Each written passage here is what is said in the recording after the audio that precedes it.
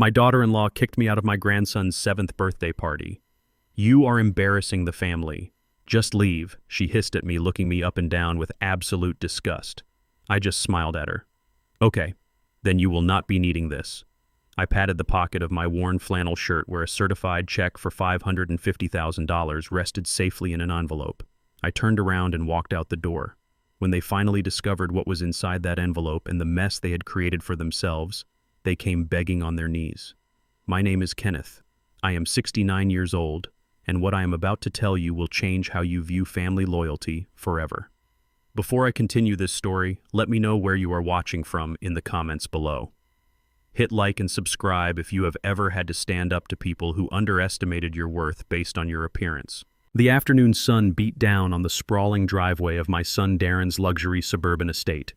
I parked my reliable 10-year-old Ford pickup truck between a sleek silver Porsche and a pristine white Range Rover.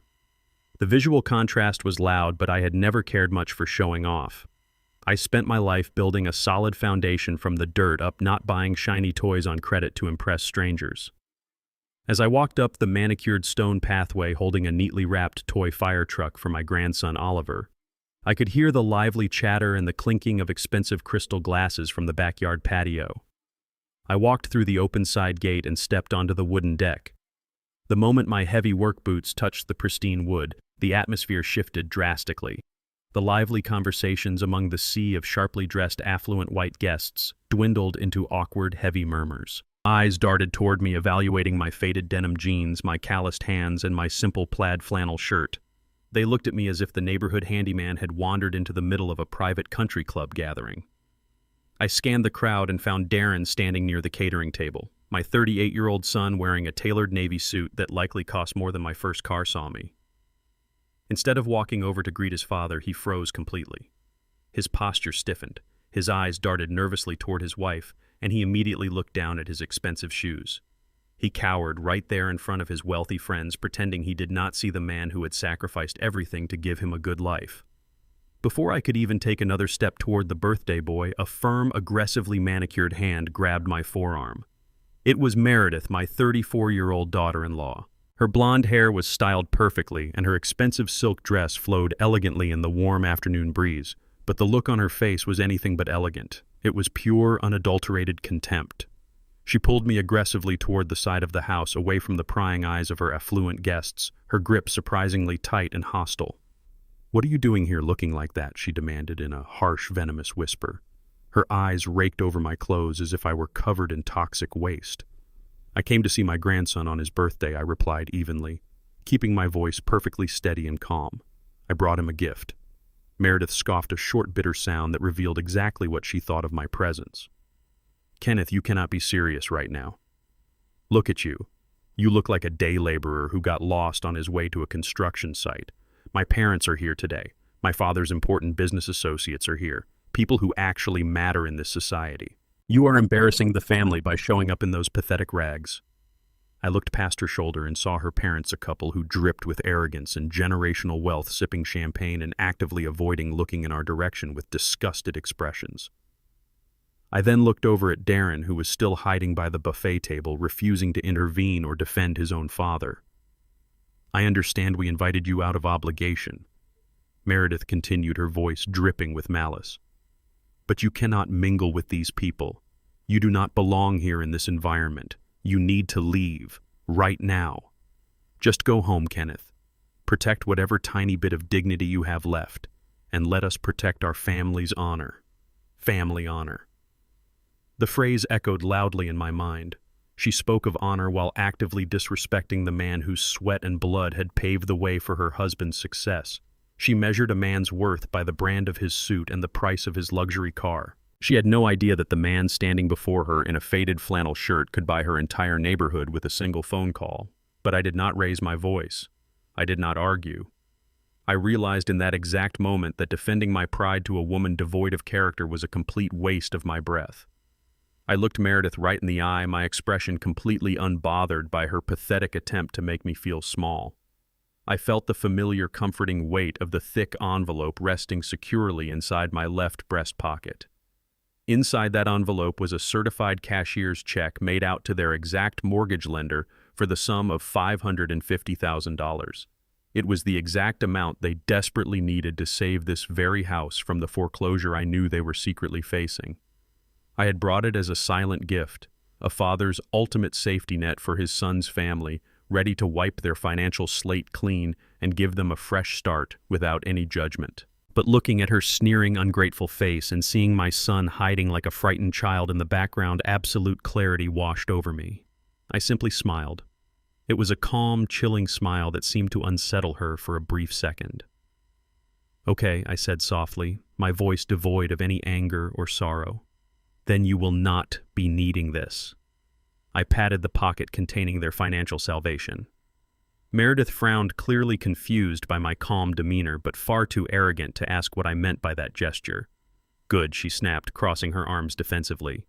"Just leave the toy on the table by the gate and see yourself out immediately." I did not leave the toy. I turned my back on her, holding Oliver's birthday gift tightly in my hand, and walked straight out the same side gate I had entered. I did not look back at Darren. I did not look at the wealthy guests who watched me leave with poorly disguised relief. I walked with my head held high, my conscience crystal clear, and $500,000 safely tucked against my chest. They had made their choice based on arrogance and superficial appearances. Now they would have to live the harsh reality of their choices. I walked down the long paved driveway, the afternoon heat completely unfazing me as I approached my vehicle. I climbed into the cab of my reliable old Ford, the worn leather seats feeling familiar and welcoming. I placed Oliver's gift on the passenger seat, feeling a brief pang of profound sadness for my innocent grandson, but knowing deep down I had made the only right decision. Just as I inserted the heavy metal key into the ignition to start the engine, my cell phone buzzed sharply in my pocket. I pulled it out and looked at the bright screen. It was an urgent text message from my personal attorney, Jonathan Pierce. Jonathan managed all my private estates and massive corporate holdings, keeping my immense wealth completely anonymous from the public eye. I opened the message expecting a routine update on one of my commercial properties downtown. Instead, the words on the screen made my blood run completely cold. "Kenneth, we have a major problem right now. I just received a highly confidential notification from the central bank. Darren just submitted a desperate application for a massive second mortgage on their house. He used your identity as the primary guarantor. He forged your signature." I sat in the truck, the engine silent, staring blankly at the glowing screen. The blatant disrespect at the party was one thing, but this was a serious federal crime. My own son had just crossed the dangerous line from a cowardly snob to a desperate criminal. The game had officially changed. I sat in my old Ford truck for a long time with the engine completely off. Through the dusty windshield, I looked back at the sprawling brick mansion where my grandson was celebrating his birthday without his grandfather. Darren and Meredith loved to play the roles of self-made aristocrats. They genuinely believed that because I wore faded flannel and drove a beaten-up truck, I was nothing more than a retired blue-collar worker living on a fixed pension. They did not know the truth because I intentionally hid it. 30 years ago, I traded my hard hat for a briefcase. I built a massive construction company from scratch, sold it for a highly lucrative profit, and quietly funneled every single dollar into commercial real estate. Today, I am the silent majority shareholder of the largest property management firm in the state. I own the luxury strip malls they shop at, the towering office parks where their friends work, and the very concrete beneath their expensive designer shoes. I chose to live simply because real power does not need to wear a luxury label. But as I stared at that house, processing the harsh reality that my only son had just committed federal fraud by forging my signature on a mortgage application, I realized my silent humility had been mistaken for weakness. They thought they were dealing with a helpless old man who could be bullied and discarded at will. They had no idea they had just declared war on a ghost who controlled their entire financial existence. I pulled my encrypted tablet from the glove compartment and opened the secure financial files Jonathan had sent me earlier that week. I bypassed the mortgage fraud alert for a moment and opened the ledger for a specific commercial property located in the most expensive retail district in the city. The file was labeled Elegance by Meredith. My daughter-in-law loved to parade around town as a brilliant self-made entrepreneur. She constantly bragged on social media about her high-end fashion boutique, attributing her success to her refined taste and superior intellect. She looked down on working-class people, especially me, as if we were a different species. The reality staring back at me in cold, hard numbers on the glowing screen was a complete disaster. Her business was a catastrophic failure. It had been bleeding money since the day she opened the doors. She had absolutely zero business acumen, terrible inventory management, and alienated her customer base with her arrogant attitude. 2 years ago, when Darren secretly cried to me about how Meredith's failing store was draining their personal savings and threatening their marriage, I stepped in to help. I did not hand them a check. Instead, I made a quiet phone call to my property management directors. I instructed them to grant her boutique an unprecedented, totally confidential rent waiver under the guise of a small business promotional grant. For 24 consecutive months, Meredith had not paid a single dime for prime commercial real estate. I subsidized her lavish fake lifestyle to protect my son from bankruptcy. She spent the money she saved on rent to buy designer dresses, luxury cars, and throw extravagant parties. And today, wearing a dress practically paid for by my secret charity, she had the absolute nerve to look me in the eye, call me a pathetic embarrassment, and throw me out of my grandson's birthday party. The sheer audacity of her entitlement made my chest tight with a cold, calculated fury. She had built her entire snobbish identity on a foundation of my silent generosity. It was finally time to pull the rug out from under her perfectly manicured feet. I picked up my phone and hit the speed dial for Jonathan. He answered on the first ring, his tone sharp and strictly professional. "Kenneth, what do you want to do about the forged mortgage application? We can freeze the entire process immediately and alert the authorities. We will deal with Darren's federal crime tomorrow," I said, my voice steady and completely devoid of emotion. "Right now I want to address the retail space leased to Elegance by Meredith." Jonathan paused, clearly sensing the heavy shift in my demeanor. "What are your specific instructions?" "Terminate the promotional rent waiver effective immediately," I commanded. "The grace period is officially over. Dig into the original lease agreement. There is a penalty clause that allows us to retroactively collect the deferred rent if the business fails to meet specific gross revenue targets, which we both know she has never once hit. I want an immediate demand for the accumulated back rent. Calculate the exact total for the last 24 months. I could hear Jonathan typing rapidly on his computer keyboard. "That comes out to exactly $80,000, Kenneth. If we issue a demand for that amount overnight, it will completely bankrupt her store. She will not be able to recover from a sudden financial hit like this." "That is exactly the point, Jonathan. Draft the official eviction and debt collection notice right now. I do not want it mailed through the standard postal service. I want you to hire a private legal courier, have it hand-delivered to her boutique tonight directly into her hands while she is unpacking the gifts from the party. Make sure the courier requires her personal signature so she cannot claim she never received it." Jonathan let out a low breath, understanding the gravity of the move. "Kenneth, this is going to detonate their entire financial reality. They will lose the store by Monday morning." I stared at the mansion one last time, picturing Meredith sneering at my flannel shirt. "They want to live in a high-class world, Jonathan. Let them pay the high-class price. Send the notice tonight." I ended the call, tossed the phone onto the passenger seat, and started the engine of my truck. The heavy rumble of the old Ford felt like justice.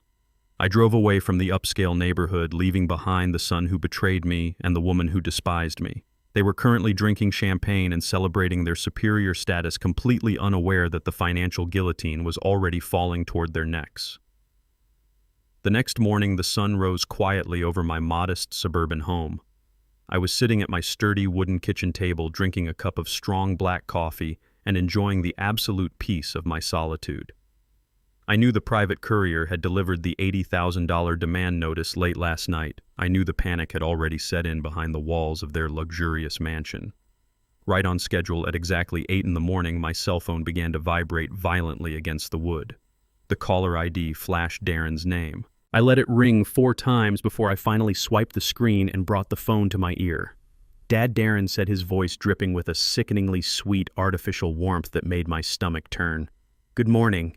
Listen, I am so sorry about the minor misunderstanding at the party yesterday.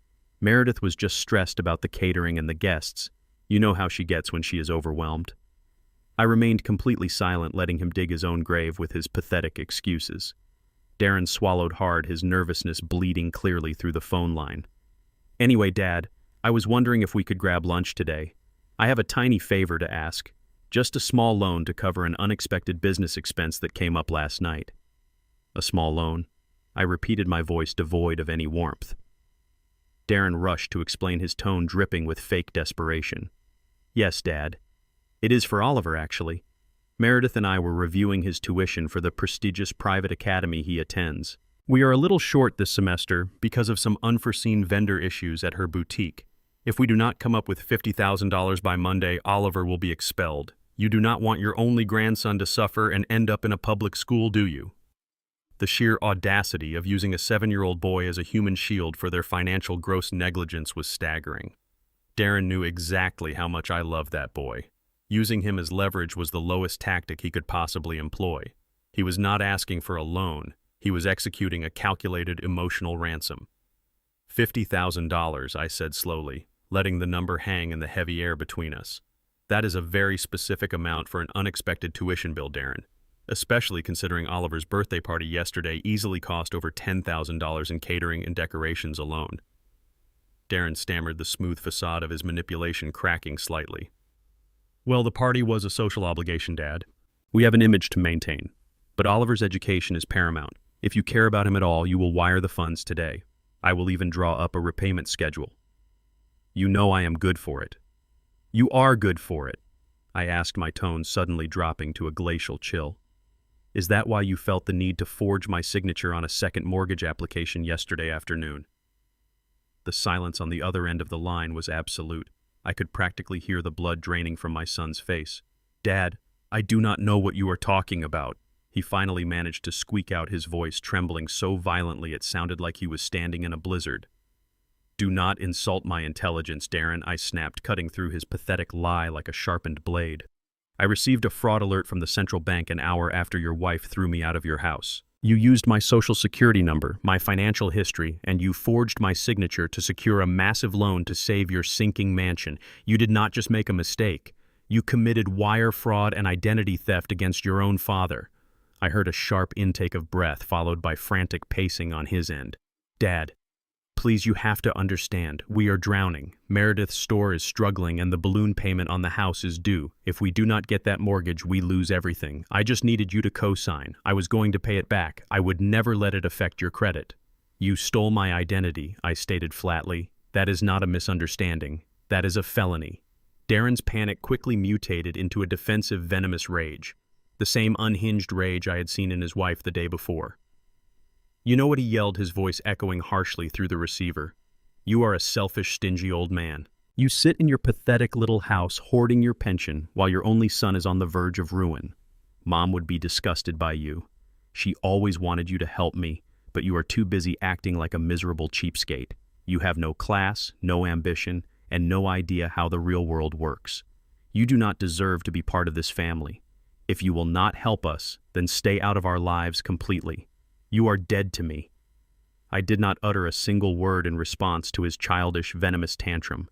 I simply pulled the phone away from my ear and pressed the red button to end the call. My wife, his mother, would have been thoroughly ashamed of the weak, entitled man he had become. I placed the phone gently on the wooden table and took a slow, deep breath, feeling an immense sense of clarity. Any lingering hesitation I had about destroying their fabricated reality vanished instantly. He had made his choice, and now he would face the catastrophic consequences of his own making. Just as I took another sip of my coffee, a secure email notification chimed on my tablet. It was from Marcus, a highly discreet private investigator I had retained a month ago when I first noticed the glaring discrepancies in Darren's financial records. I opened the encrypted file. The subject line read, "Final report on Meredith's assets." I scrolled through the detailed financial statements, banking records, and photographic evidence. The truth was far more twisted and pathetic than I could have ever imagined. Meredith's failing boutique was not just the result of bad business management. It was a carefully orchestrated front. For the past 3 years, she had been systematically siphoning tens of thousands of dollars from Darren's accounts, claiming they were necessary investments to keep her store afloat. But the money was not going into inventory or marketing. It was going directly into the offshore bank accounts of her parents. The report included photographs of her parents dining at exclusive restaurants and staying at luxury resorts paid for by a credit card registered under Darren's name but secretly held by Meredith. The same arrogant pearl-wearing snobs who had looked at me with absolute disgust at the birthday party were completely bankrupt. Their generational wealth had dried up a decade ago due to terrible investments and a stubborn refusal to downgrade their lavish lifestyle. Meredith had been secretly funding her parents' fake high society lives, using my son's money driving her own marriage into the ground just to maintain the illusion that she came from a wealthy, superior bloodline. They were nothing but sophisticated parasites. My son was committing federal fraud and risking a lengthy prison sentence to save a mansion, completely oblivious to the fact that his own wife was the gaping hole sinking their financial ship. The irony was so sharp it almost made me laugh out loud. They looked down on me for wearing a flannel shirt while they were literally stealing to afford their designer suits. As I closed the investigative report, fully digesting the sheer scale of their hypocrisy, my cell phone rang again. This time it was an incoming call from David, the executive director of my commercial property management division. I answered immediately. Kenneth David said, his voice tense but highly professional. "We have a severe situation unfolding at the downtown management office. The private courier delivered the $80,000 eviction notice to Elegance by Meredith last night exactly as you instructed. I expected a frantic phone call from her this morning, but instead she just walked right through our front doors. She is currently having a massive violent meltdown in our main lobby. She is screaming at the receptionist, threatening to sue us all, and she just smashed a glass display case with her designer handbag. She keeps demanding to speak to the owner of the building, acting as if she owns the entire commercial block and claiming her powerful family will have us all fired. Shall I call the police and have her arrested for property damage?" I listened to the shrill, unhinged screeching echoing through the background of David's phone. Meredith was completely losing her mind in the lobby of my building. Even through the digital connection, I could clearly hear her shrieking about her husband's affluent connections and her parents' immense wealth, aggressively threatening to bankrupt my property management firm. It was a pathetic, desperate display of fake entitlement. I took a slow sip of my coffee, feeling absolutely no sympathy for the monster I had allowed to thrive for too long. "David," I said, keeping my voice perfectly steady and commanding, "do not call the police just yet. Getting arrested is too easy and private. Let her make a complete fool of herself first. I want her escorted out by your largest security guards, but make sure the ejection is entirely public. Ensure that every other commercial tenant, every wealthy client, and every passing pedestrian in that lobby sees exactly how the so-called upper class behaves when they are finally held accountable for their debts. Let them watch her true colors bleed out onto the polished marble floor. Then once she is physically removed from the premises, you will proceed immediately with step 2 of my instructions."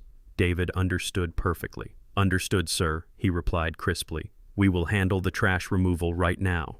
He hung up the phone and I leaned back in my chair, imagining the glorious spectacle unfolding downtown. Based on the detailed security footage David sent me later that afternoon, the eviction was a masterpiece of public humiliation. 2 hulking security guards approached Meredith as she was in the middle of hurling a heavy brass pen holder at a receptionist. They swiftly grabbed her by the arms, lifting her expensive designer heels entirely off the ground, and marched her forcefully toward the revolving glass doors. She thrashed, kicked, and screamed obscenities, completely shedding her refined high society persona. The entire lobby, filled with real business owners and affluent clients she had always tried to impress, watched in stunned, absolute silence. They watched as the self-proclaimed fashion icon was physically thrown out onto the hard concrete sidewalk like a common trespasser. Humiliated, hyperventilating, and trembling with rage, Meredith pulled out her cell phone. Thanks to my private investigator, Marcus, I already had full access to her financial web, but I did not even need a wiretap to know exactly how her next conversation played out. She frantically dialed her biological parents, the very people whose luxury vacations and country club memberships she had been secretly funding with Darren's money. I could perfectly picture her standing on the dirty curb, her expensive mascara running down her face, begging her father for an emergency $80,000 wire transfer to save her business and her pride. But there was no money to be sent. Her parents were currently drowning in their own hidden, insurmountable debts. When she cried into the receiver, begging for a financial lifeline, her father did not offer a single word of comfort. He snapped at her brutally. He told her they were currently dodging aggressive creditors themselves and that she needed to figure out her own mess before their offshore accounts were frozen by the authorities. Then he abruptly hung up on her. The realization hit Meredith like a speeding freight train. The grand illusion of her generational wealth was entirely shattered. She had absolutely no safety net. The parents she idolized had instantly abandoned her the exact second she could no longer serve as their personal ATM. She was standing entirely alone on the sidewalk, completely broke, publicly disgraced and locked out of the financial fantasy she had spent years constructing. While Meredith was sobbing on the pavement outside the lobby, David executed the final, most devastating phase of my morning instructions. He did not just lock the doors to her boutique. He marched straight down to Elegance by Meredith with an official legal team and a professional crew of commercial movers. Meredith wiped her face and rushed back toward her storefront, desperate to hide inside her shop, only to find David standing solidly at the entrance holding a heavy clipboard. Her two underpaid, overworked employees were standing outside on the walkway looking utterly bewildered as the movers began placing heavy steel padlocks and thick chains on the elegant glass doors. "What are you doing?" Meredith screamed, running up to the storefront and pounding her fists against the glass.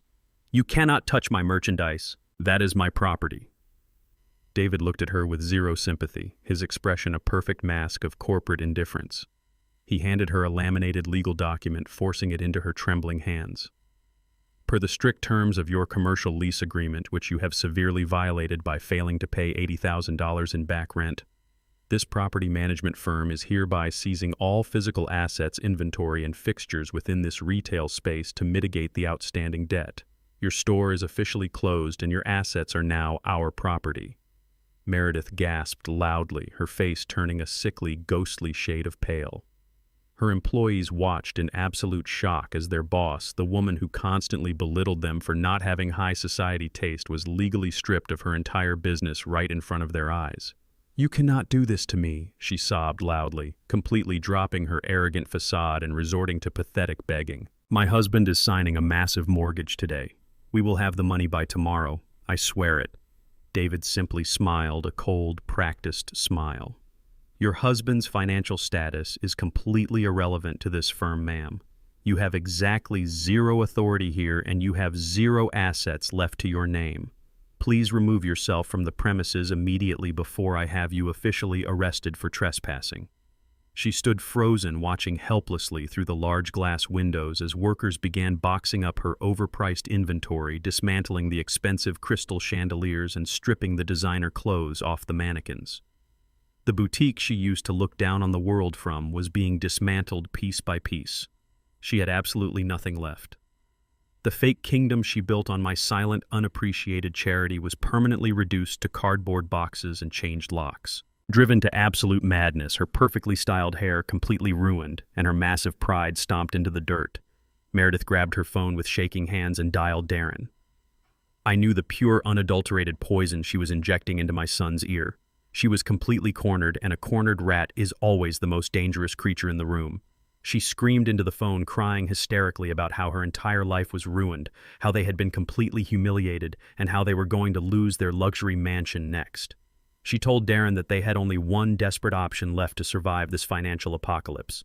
She viciously ordered him to fast-track their most despicable, unforgivable plan yet. "Darren, you have to do it right now," she hissed into the receiver, her voice trembling with malicious intent. "Your father has lost his mind and he is hoarding our salvation. We have to call the lawyers and the medical doctors today. We have to officially declare him mentally incompetent and throw him into a psychiatric facility. It is the only way we can take total legal control of his bank accounts and save our house. Do it before he ruins us completely." I was standing in my modest backyard the following afternoon, quietly pruning my overgrown rose bushes and enjoying the rare silence when a sleek, dark sedan pulled aggressively into my narrow driveway. A man wearing a cheap gray suit and dark sunglasses stepped out, holding a thick manila envelope tightly against his chest. He walked with heavy, purposeful steps up to my rusted chain-link fence, his eyes scanning my faded flannel shirt with a look of pure apathy. "Are you Kenneth?" he asked, his voice sharp and unbothered. I nodded slowly, putting down my gardening shears. He shoved the heavy envelope directly into my dirt-stained hands. "You have been formally served," he muttered, before turning on his heel, sliding back into his sedan and speeding off down the quiet suburban street. I stood under the warm afternoon sun, feeling the strange weight of the documents. I peeled back the metal clasp and pulled out a stack of crisp legal papers. The bold black lettering at the top of the page made my heart skip a single heavy beat. It was a formal court summons for an emergency conservatorship hearing and a state-mandated psychiatric evaluation. I flipped to the very last page, my eyes tracking the legal jargon until I found the petitioner's signature. At the very bottom, signed in familiar blue ink, was the name of my only son. Darren had actually crossed the point of no return.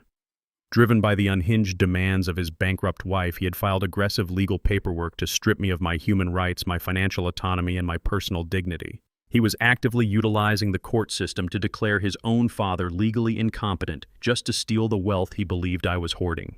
The sheer, calculated betrayal did not make my hands shake or my knees buckle. Instead, it made my body perfectly, dangerously still. I wiped the damp garden dirt from my hands and walked into my quiet living room to read the remainder of the legal file. Attached to the formal court summons was a sworn medical affidavit from a physician I had never seen spoken to or even heard of in my entire 69 years of life. Reading the fabricated medical report made the blood in my veins run entirely cold. This blatantly bribed, unethical doctor had painted a grotesque, highly calculated, and racially coded picture of me. The document described me as a deeply confused, chronically paranoid, and violently hostile African-American senior citizen suffering from advanced rapid-onset Alzheimer's disease. The report falsely claimed that I was prone to aggressive physical outbursts, that I wandered the city streets aimlessly at night, and that I posed a severe, immediate physical danger to myself and my family members. They were attempting to maliciously weaponize my race, my advanced age, and my quiet, frugal lifestyle to build a fraudulent legal narrative that would lock me away in a heavily medicated psychiatric ward. I set the vile, treacherous papers down on the wooden coffee table and walked slowly over to the stone fireplace. Resting on the mantel was a beautiful silver-framed photograph of my late wife, Gwendolyn. I stared at her gentle, smiling face, transporting my mind back to the sterile, echoing hospital room where she spent her final agonizing days. Gwendolyn had held my calloused hand, her breathing terribly shallow, and made me swear a sacred oath. She begged me to always protect Darren, to shield our only boy from the cruelties of the world, and to ensure he never went without a supportive safety net. For years I had honored that sacred promise to a fault. I had shielded him from his own failures and secretly subsidized his fake aristocratic life. But looking at Gwendolyn's photograph now with that fraudulent court summons sitting just feet away, a profound, heartbreaking truth washed over me. Protecting a traitor is not an act of love. It is an act of mutual destruction. By blindly honoring my promise to my dying wife, I had inadvertently enabled a greedy, spineless monster. I reached out and gently touched the cool glass of the frame. "I am so sorry, Gwen," I whispered to the empty room. "But that promise is officially broken forever. I was no longer a protective father shielding a fragile son. I was a wealthy, highly capable man defending his life from a pair of ruthless predators. I did not call Darren to scream, threaten, or hurl insults. I did not waste a single second indulging in useless emotional outbursts." I picked up my phone, dialed my lawyer Jonathan, and set a flawless, devastating counteroffensive into motion. Over the next 48 hours, I drove my beaten-up Ford truck to 3 of the most prestigious top-tier medical and psychiatric research facilities in the entire state. I bypassed standard insurance protocols, entirely paying exorbitant out-of-pocket fees in cash to secure immediate expedited appointments with leading board-certified neurologists and highly decorated clinical psychiatrists. I subjected myself to the most rigorous, exhausting cognitive, neurological, and psychological evaluations known to modern medicine. I sat in sterile white examination rooms, answering complex memory retention questions, completing advanced logical reasoning puzzles, and undergoing comprehensive high-resolution brain imaging scans. I engaged in lengthy psychiatric interviews demonstrating my sharp wit, my extensive vocabulary, and my absolute unshakable grasp on reality. I detailed my vast commercial real estate holdings, my daily corporate routines, and my perfectly balanced financial portfolios to the doctors, leaving absolutely no room for doubt or misinterpretation. The medical professionals were entirely astounded by my acute cognitive function, repeatedly stating on the record that I possessed the mental agility and strategic processing skills of a man 20 years younger. By the end of the second grueling day, I walked out of the final hospital holding 3 heavily authenticated, undeniable medical certificates of absolute mental clarity. These extensive reports, signed by some of the most respected and heavily credentialed medical authorities in the country, completely annihilated the flimsy, fabricated affidavit Darren and Meredith had purchased from their corrupt doctor. I was officially certified as 100% lucid, highly intelligent, and perfectly capable of managing my own vast personal and corporate affairs. I placed the pristine medical documents into a secure leather folder resting on my passenger seat.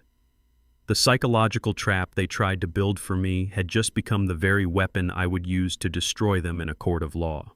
I was legally armed, medically invincible, and entirely ready to face the judge and watch my son's lies collapse.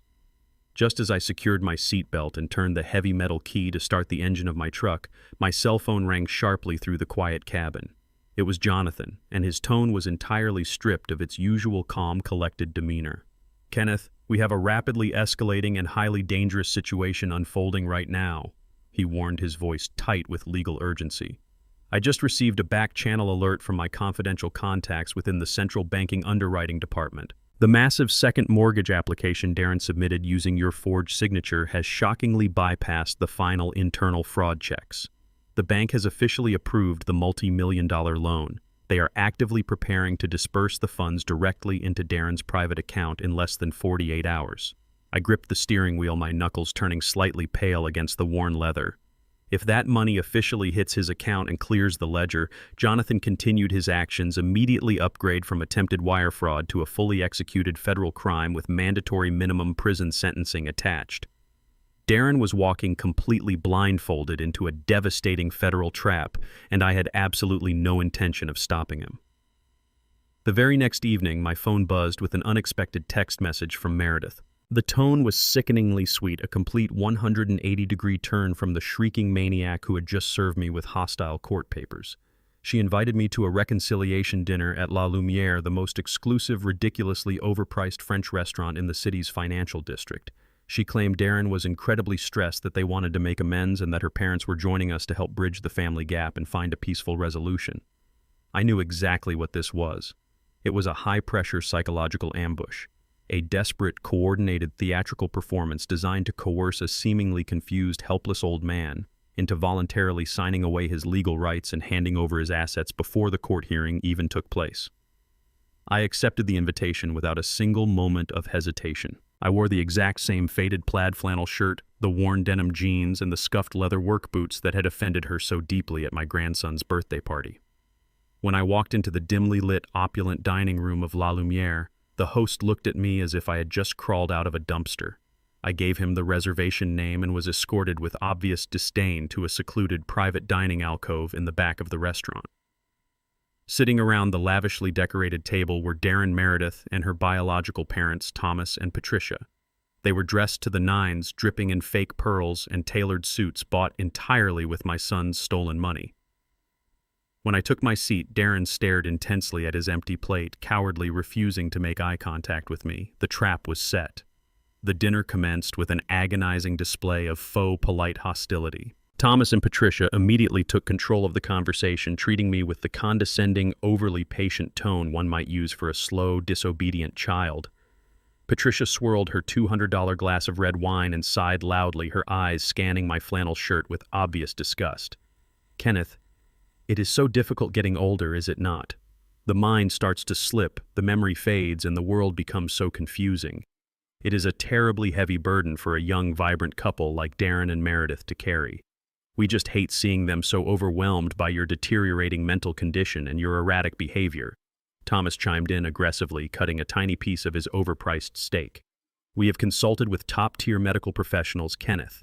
They all agree that a man of your advanced age and specific background needs specialized full-time care. You should not be managing your own finances. It is simply too dangerous for you and unfair to your son. We are here tonight to offer a peaceful, dignified solution." He reached into his designer leather briefcase and pulled out a thick stack of legal documents, sliding them arrogantly across the crisp white tablecloth. "A voluntary relinquishment of power of attorney and a full conservatorship agreement. Sign these," Kenneth Meredith urged, her voice dripping with artificial sweetness, while her eyes remained completely dead and calculating. "It is the absolute best thing for everyone. You can finally rest, and Darren can handle all the stressful money matters. You will not have to worry about a single thing ever again." They sat back, waiting for the intimidated, uneducated African-American man to fold under the intense pressure of their superior white upper-class authority. I did not raise my voice. I did not defend my towering intellect. I simply reached into my pocket, pretending to look for my reading glasses. In the palm of my hand, I held a state-of-the-art military-grade micro-audio recorder. As I leaned forward to inspect the insulting legal documents, I discreetly pressed the adhesive back of the tiny device directly onto the underside of the heavy wooden dining table. It immediately began capturing every condescending insult, every extortion attempt, and every piece of documented coercion occurring in that private alcove. I picked up the documents, flipped through the pages with deliberate slowness, and then gently pushed them back across the table. "I think I will hold off on signing anything tonight," I said softly. The polite masks shattered instantly, revealing the ugly desperation underneath. Meredith's face contorted into a mask of pure, unadulterated fury. Patricia slammed her wineglass down hard, spilling red liquid onto the pristine white cloth. "You are being completely irrational and incredibly selfish," she hissed, discarding any pretense of upper-class manners. "We are trying to save your son from your financial incompetence. You have absolutely nothing of value to offer this family except your meager savings, and you are hoarding it like a stubborn, ignorant old mule. If you do not sign these papers right now, we will annihilate you in court. We will have you locked in a state-run psychiatric ward so fast your head will spin."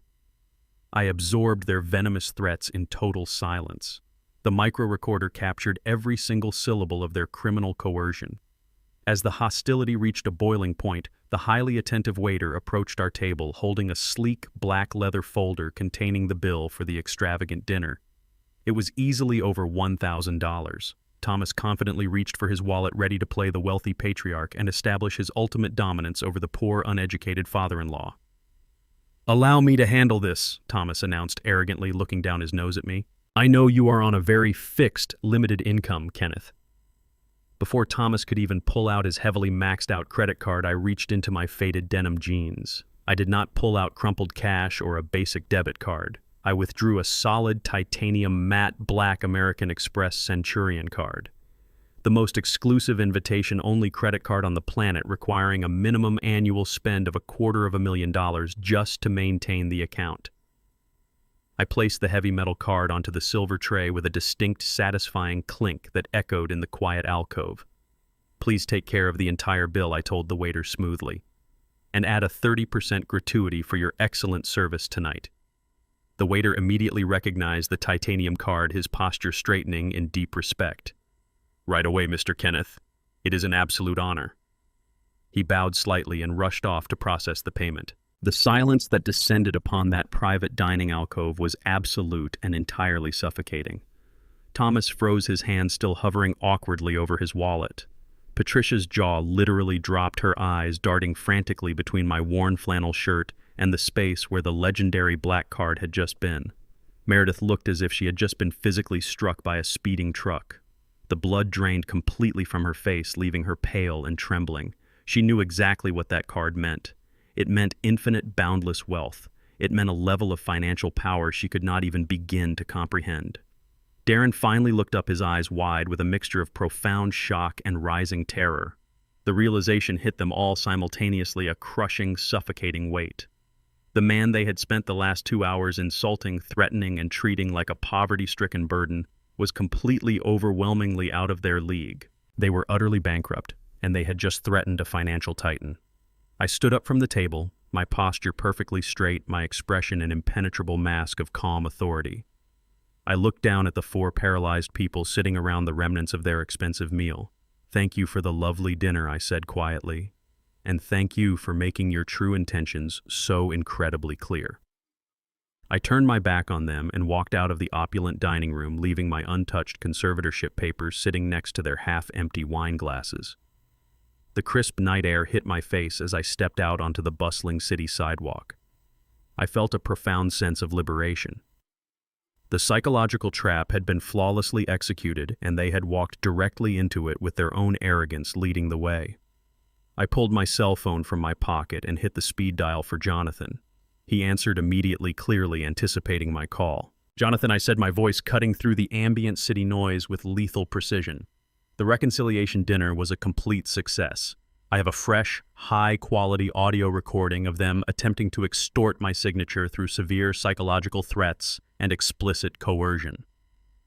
Jonathan let out a low, highly satisfied breath. "Excellent work, Kenneth. What is our next move?"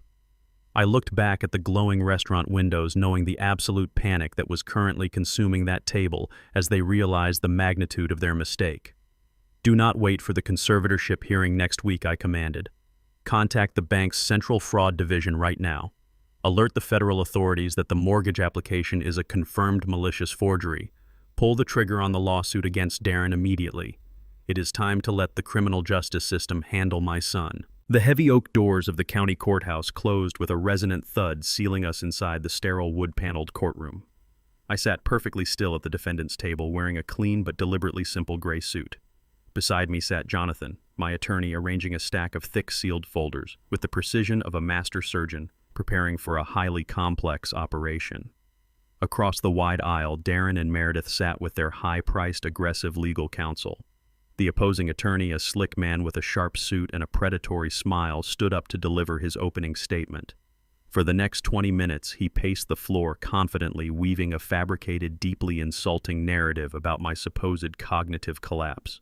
He painted a tragic, calculated picture of a once proud African-American man who had completely lost his grip on reality. He read horrific excerpts from the bribed doctor's fraudulent affidavit, falsely claiming that I suffered from severe paranoia, debilitating memory loss, and a dangerous inability to manage even the most basic daily tasks.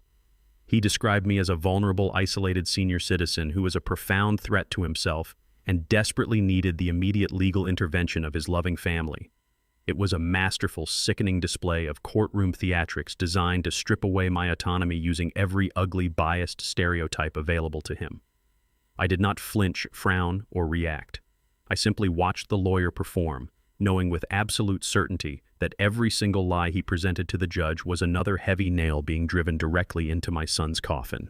The charade reached its absolute peak when Darren was officially called to the witness stand to testify under oath. My son walked up to the wooden podium with his head bowed, his shoulders slumped in a perfectly calculated display of sheer exhaustion and overwhelming sorrow. When he raised his hand to take the oath, his voice wavered, a brilliant piece of acting that almost made me sick to my stomach. Guided by his attorney's sympathetic leading questions, Darren began to cry. Real tears actually welled up in his eyes and spilled down his cheeks as he looked directly at the judge. He spoke about how much it broke his heart to watch his childhood hero deteriorate into a confused, angry shell of a man. He choked back fake sobs as he recounted entirely fictitious events, claiming I had repeatedly forgotten his name, that I had wandered the suburban neighborhood aimlessly at night in my pajamas, and that I was recklessly giving away my meager retirement savings to random strangers. "I just want my father to be safe," Darren pleaded, wiping his wet face with a pristine white handkerchief. He worked incredibly hard his whole life as a simple laborer. He does not have much, but what little he has left should be protected so he can afford basic medical care in a state-run facility. I cannot stand by and watch him destroy himself. From the gallery rows, Meredith played her supporting part flawlessly. She dabbed her dry eyes with a tissue, nodding in tragic agreement, executing the role of the supportive, deeply concerned daughter-in-law.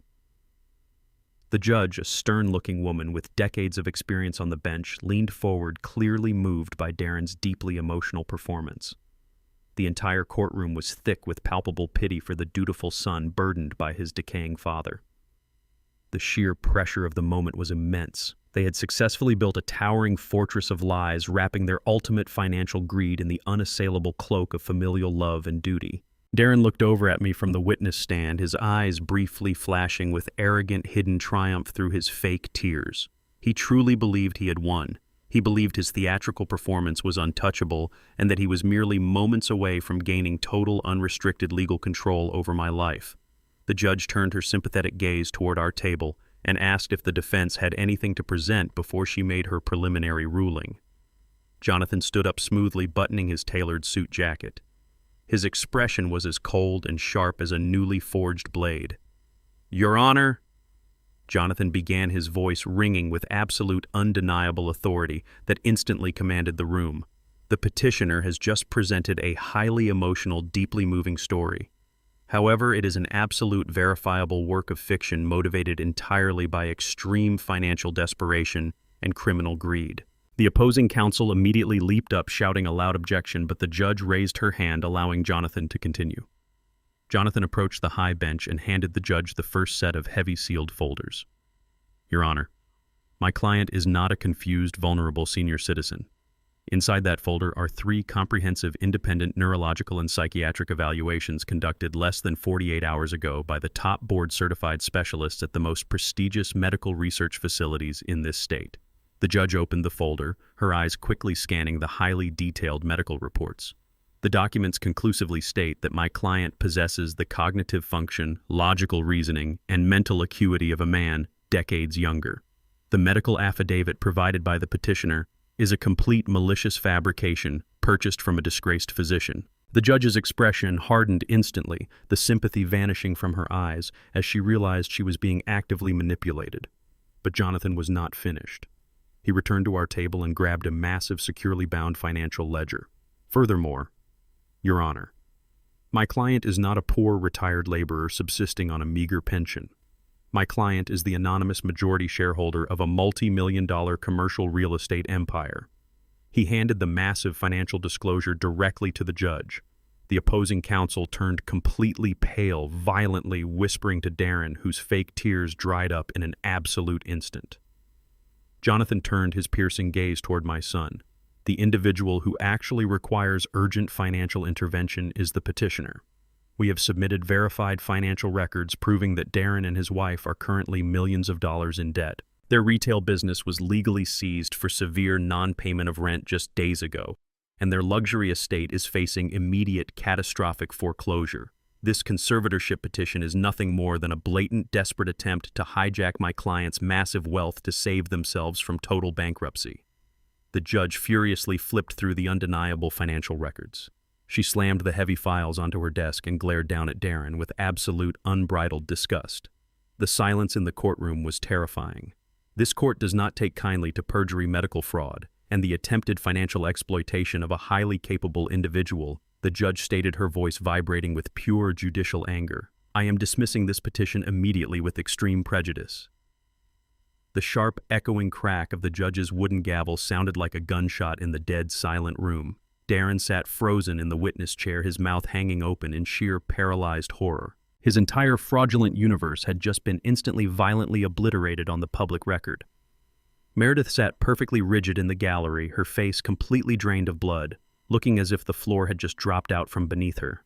Before Darren's panicked attorney could even gather his rejected files to rush his exposed client out of the hostile room, the heavy oak doors at the back of the courtroom swung open with a loud, demanding creak. Everyone in the room turned to look. 2 uniformed municipal police officers and a stern-looking plainclothes federal investigator marched straight down the center aisle. They bypassed the gallery entirely and walked directly up to the witness stand where my son was still sitting in a state of shock. Darren, the federal investigator, announced, his voice booming with undeniable authority that echoed off the high ceiling. Please stand up and place your hands where we can clearly see them. You are officially being summoned for immediate questioning regarding multiple counts of aggravated wire fraud, identity theft, and the malicious forgery of a federal banking mortgage application. Darren slowly turned his head to look at me, his eyes wide with absolute primal terror as he finally realized the true, inescapable depth of the trap he had built for himself. Darren was not led out of the courtroom in handcuffs, but the reality of his situation was far more suffocating than a physical prison cell. The federal investigators confiscated his passport, seized his electronic devices, and released him pending a formal, devastating indictment. But the true punishment began the exact second he walked out of the courthouse doors into the bright afternoon sun. The Central Banking Authority, now fully aware of the massive malicious forgery attempted on my multi-million-dollar commercial account, triggered an absolute unforgiving financial lockdown. Every single bank account tied to Darren and Meredith was instantly, ruthlessly frozen. Their joint checking accounts, their emergency savings, and their high-limit credit cards were completely locked under a strict federal fraud investigation mandate. Meredith discovered this catastrophic reality less than an hour after fleeing the humiliating court hearing. Desperate to maintain her crumbling facade and soothe her shattered nerves, she attempted to use her platinum credit card to pay for a premium stress relief treatment at a luxury day spa. The machine declined the transaction with a loud, embarrassing beep. She handed the receptionist a second card, then a third, and finally a fourth. Every single piece of plastic was unequivocally rejected. The bank had erected an impenetrable brick wall around their finances, cutting off their oxygen supply entirely.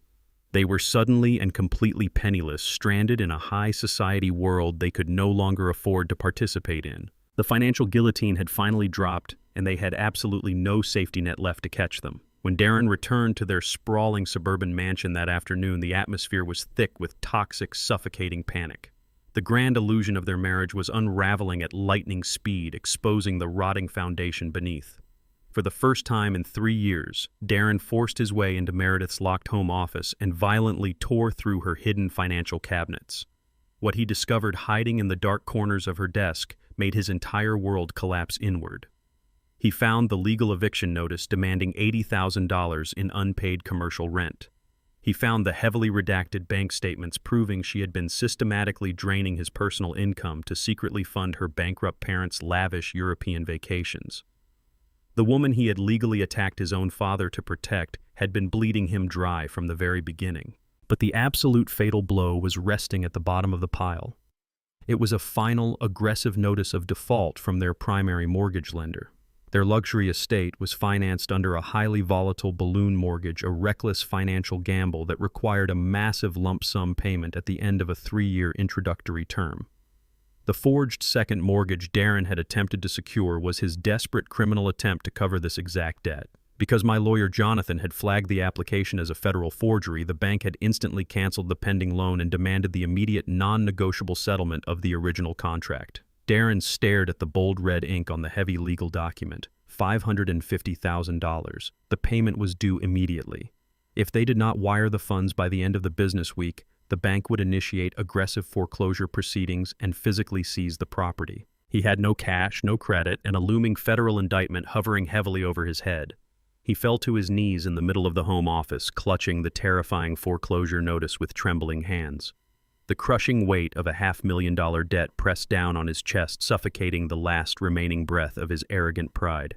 He was entirely trapped in a nightmare of his own making, bound to a woman who had used him as a human credit line.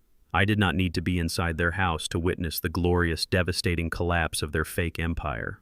Later that same afternoon, I parked my reliable old Ford pickup truck down the street from their mansion, resting quietly in the shadow of a large oak tree. I rolled down my window and watched the inevitable consequences of their profound financial negligence arrive in the form of a heavy-duty industrial tow truck. The massive diesel engine roared loudly as it backed aggressively into Darren and Meredith's pristine driveway. The operator, a burly man wearing a neon safety vest and an expression of complete boredom, stepped out and walked directly toward Meredith's pristine white Range Rover. He did not knock on the front door or ask for permission. He simply engaged the heavy hydraulic lift and began sliding the steel brackets under the front tires of the luxury vehicle. The loud metallic clanking echoed through the quiet, affluent neighborhood, drawing the immediate attention of the wealthy neighbors Meredith had spent years desperately trying to impress. The heavy oak front door of the mansion suddenly flew open. Meredith sprinted out onto the driveway, her expensive silk dress wrinkling as she waved her arms frantically. She screamed at the top of her lungs, ordering the tow truck driver to unhand her vehicle, claiming it was a massive banking error that would be resolved by morning. The driver completely ignored her unhinged shrieking. He calmly finished securing the heavy steel chains triggering the Range Rover's blaring security alarm and handed her a bright yellow repossession order. "You are 4 months behind on your lease payments, ma'am," he stated loudly, his voice carrying easily over the blaring alarm and across the manicured lawns. "The financing company has officially seized the asset. Have a nice day." Meredith absolutely lost her mind. The perfectly crafted upper-class persona she had used to humiliate me at my grandson's birthday party was entirely obliterated in broad daylight. She dropped to the concrete driveway, sobbing hysterically and striking the pavement with her manicured fists as the tow truck effortlessly hauled her ultimate status symbol down the street. Her wealthy neighbors stood on their perfectly manicured lawns, watching the pathetic spectacle with wide eyes, some even pulling out their phones to record the unbelievable disgrace. The illusion of her superiority was being dragged away on the back of a flatbed truck, leaving nothing but the raw, pathetic truth of her poverty. She was a fraud, and now the entire neighborhood knew it.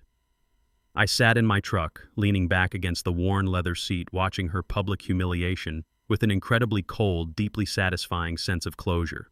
She was finally experiencing the exact public shame she had so gleefully inflicted upon me. The sun finally set, plunging their grand, empty mansion into total suffocating darkness. Darren sat entirely alone in his unlit living room, the crushing reality of his total destruction finally settling deeply into his bones.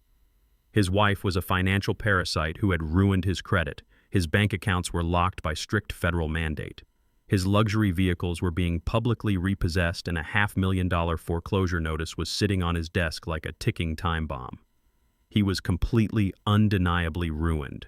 The arrogant, foolish man who had attempted to lock his own father in a psychiatric ward now realized that the very man he had betrayed was the single human being on earth capable of saving him from complete annihilation.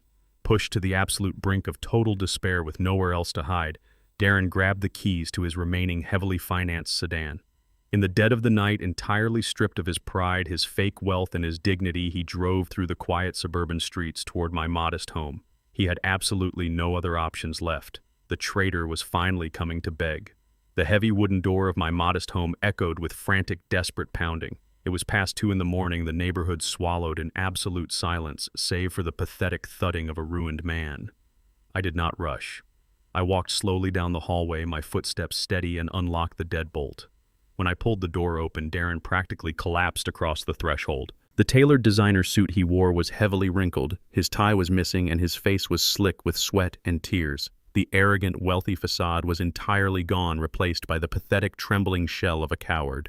He fell directly onto his knees on my porch, grabbing the hem of my jeans with shaking hands. "Dad, you have to save me," he sobbed, his voice cracking violently in the cool night air. "It was all Meredith. I swear to you, it was all her. She manipulated me, she drained the accounts, and she forced me to sign those horrible court papers. She threatened to leave me if I did not help her steal your money."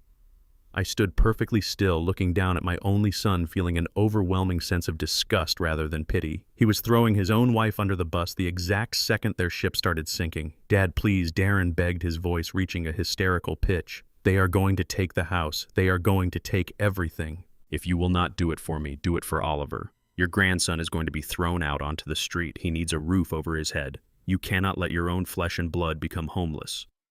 I looked down at the desperate man clutching my pant leg, using a 7-year-old boy as his ultimate emotional human shield. It was the absolute lowest tactic a father could employ, entirely devoid of shame or accountability. I did not yell, and I did not kick him off my porch. I simply stepped back, breaking his weak grip on my clothes, and opened the door wider. "Come inside, Darren," I said, my voice completely flat and devoid of any paternal warmth. "Get up off the floor and sit at the kitchen table." He scrambled to his feet instantly, wiping his tear-stained face with the back of his hand, and hurried into my house like a beaten dog offered a scrap of meat. I walked into the small, familiar kitchen and methodically began to brew a fresh pot of dark roast coffee. The grinding of the beans and the slow drip of the water filled the heavy silence of the room. Darren sat rigidly in the wooden chair he used to sit in as a child, his eyes darting nervously around the simple, unpretentious room he had spent the last decade mocking and avoiding. I poured 2 thick ceramic mugs of black coffee and carried them over to the table. I set one in front of him and sat down directly across from him. He wrapped his shaking hands around the hot mug, waiting for me to speak. I reached into the inside pocket of my worn flannel shirt. My fingers brushed against the familiar, slightly wrinkled paper. I slowly pulled out the exact same white envelope I had carried to my grandson's birthday party. The envelope Meredith had sneered at. The envelope Darren had cowardly ignored. I placed it gently on the center of the wooden table between us. Darren stared at it, his breathing hitching in his throat. "Inside this envelope," I said, maintaining direct, unwavering eye contact, "is a certified cashier's check. It is made out directly to your primary mortgage lender. The amount written on that paper is exactly $550,000. It is the precise sum required to pay off your balloon mortgage, clear your massive debt, and secure the roof over your son's head permanently. I brought this to the party to wipe your slate clean." Darren's eyes widened to the size of saucers. The pure, unadulterated relief that washed over his face was genuinely sickening to witness. The deep, dark circles of panic under his eyes seemed to vanish instantly as the toxic glow of unearned salvation illuminated his features. He let out a loud, breathless laugh, a sound of absolute victory. He actually believed he had won. He believed that no matter how monstrous his actions were, no matter how maliciously he tried to destroy my life, my unconditional paternal love would always act as his limitless financial safety net. "Oh my God, Dad," he gasped, a fresh wave of happy tears spilling down his cheeks. "Thank you. Thank you so much. I promise you I will pay you back every single cent. I will divorce Meredith. I will change my life. You just saved our family." His trembling right hand reached out across the table, his fingers stretching eagerly toward the white envelope containing $500,000. He was inches away from grabbing his redemption. But just as his fingertips brushed the smooth paper, I calmly placed my large, calloused hand over the envelope and slid it smoothly back toward my edge of the table. Darren froze, his hand suspended awkwardly in the air, a confused, nervous smile trembling on his lips. "Dad," he whispered, the panic instantly returning to his voice. "What are you doing?" I reached into my other pocket and pulled out a heavy, solid brass Zippo lighter. I flipped the metal lid open with a sharp, resonant clink that echoed loudly in the quiet kitchen. I pulled the certified check out of the envelope. It was a beautiful piece of financial machinery stamped and guaranteed by the central bank. I held the thick paper up in the air between us and struck the flint wheel. A bright, steady orange flame erupted from the lighter. I held the bottom corner of the $550,000 check directly to the fire. Darren shrieked. It was a guttural, primal sound of absolute horror. The thick paper caught fire instantly, the bright flames eating rapidly through the bank seals and the massive printed numbers. "No, Dad, stop. Stop it. Are you insane?" He lunged forward across the table, desperately trying to snatch the burning paper from my hands, but I stood up, holding it entirely out of his reach. He watched in complete, paralyzed agony as his entire financial salvation turned into curled black ash.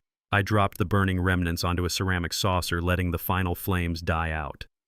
I looked down at my son, whose face was contorted in sheer devastating disbelief. "Your wife was absolutely right, Darren," I stated, my voice as cold as absolute zero. "I am just a day laborer who got lost on his way to a construction site. And people like me do not have $500,000 to give to people like you." Darren collapsed back into his wooden chair, staring blankly at the small pile of smoking black ash on the ceramic saucer. He grabbed his own hair, letting out a loud, agonizing wail of pure defeat. The reality of his permanent ruin had finally crashed down upon him, leaving absolutely no room for escape. He sobbed violently, his chest heaving as he stared at the destroyed fortune that had been merely an inch away from his greedy fingers.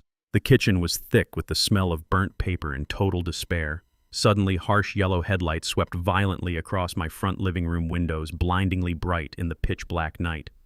The screeching sound of tires locking up on the pavement outside shattered the heavy silence of the house.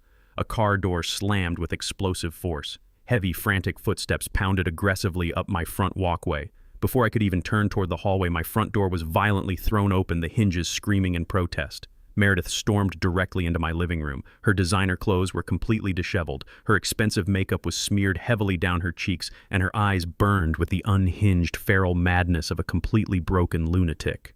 Meredith lunged into the kitchen, her eyes wild and bloodshot, locking instantly onto the small pile of smoking black ash resting on the ceramic saucer. Darren was still weeping into his hands, a pathetic, broken heap of a man slumped over my kitchen table. She looked from the destroyed ashes to my completely calm face, and the fragile, carefully constructed dam of her sanity broke entirely. "What did you do?" she shrieked, her voice vibrating with a shrill, piercing hysteria that made the glass window panes rattle in their frames. "What did you do to our money, you miserable old man?" She pointed a trembling, manicured finger directly at my face, stepping aggressively into my personal space. The elegant, progressive, upper-class facade she wore like a protective suit of armor melted away in a fraction of a second, exposing the deeply ingrained, repulsive bigotry underneath. She did not just see a man who had financially outsmarted her. She saw an African-American man who had dared to put a superior white woman in her place, and it shattered her fragile ego.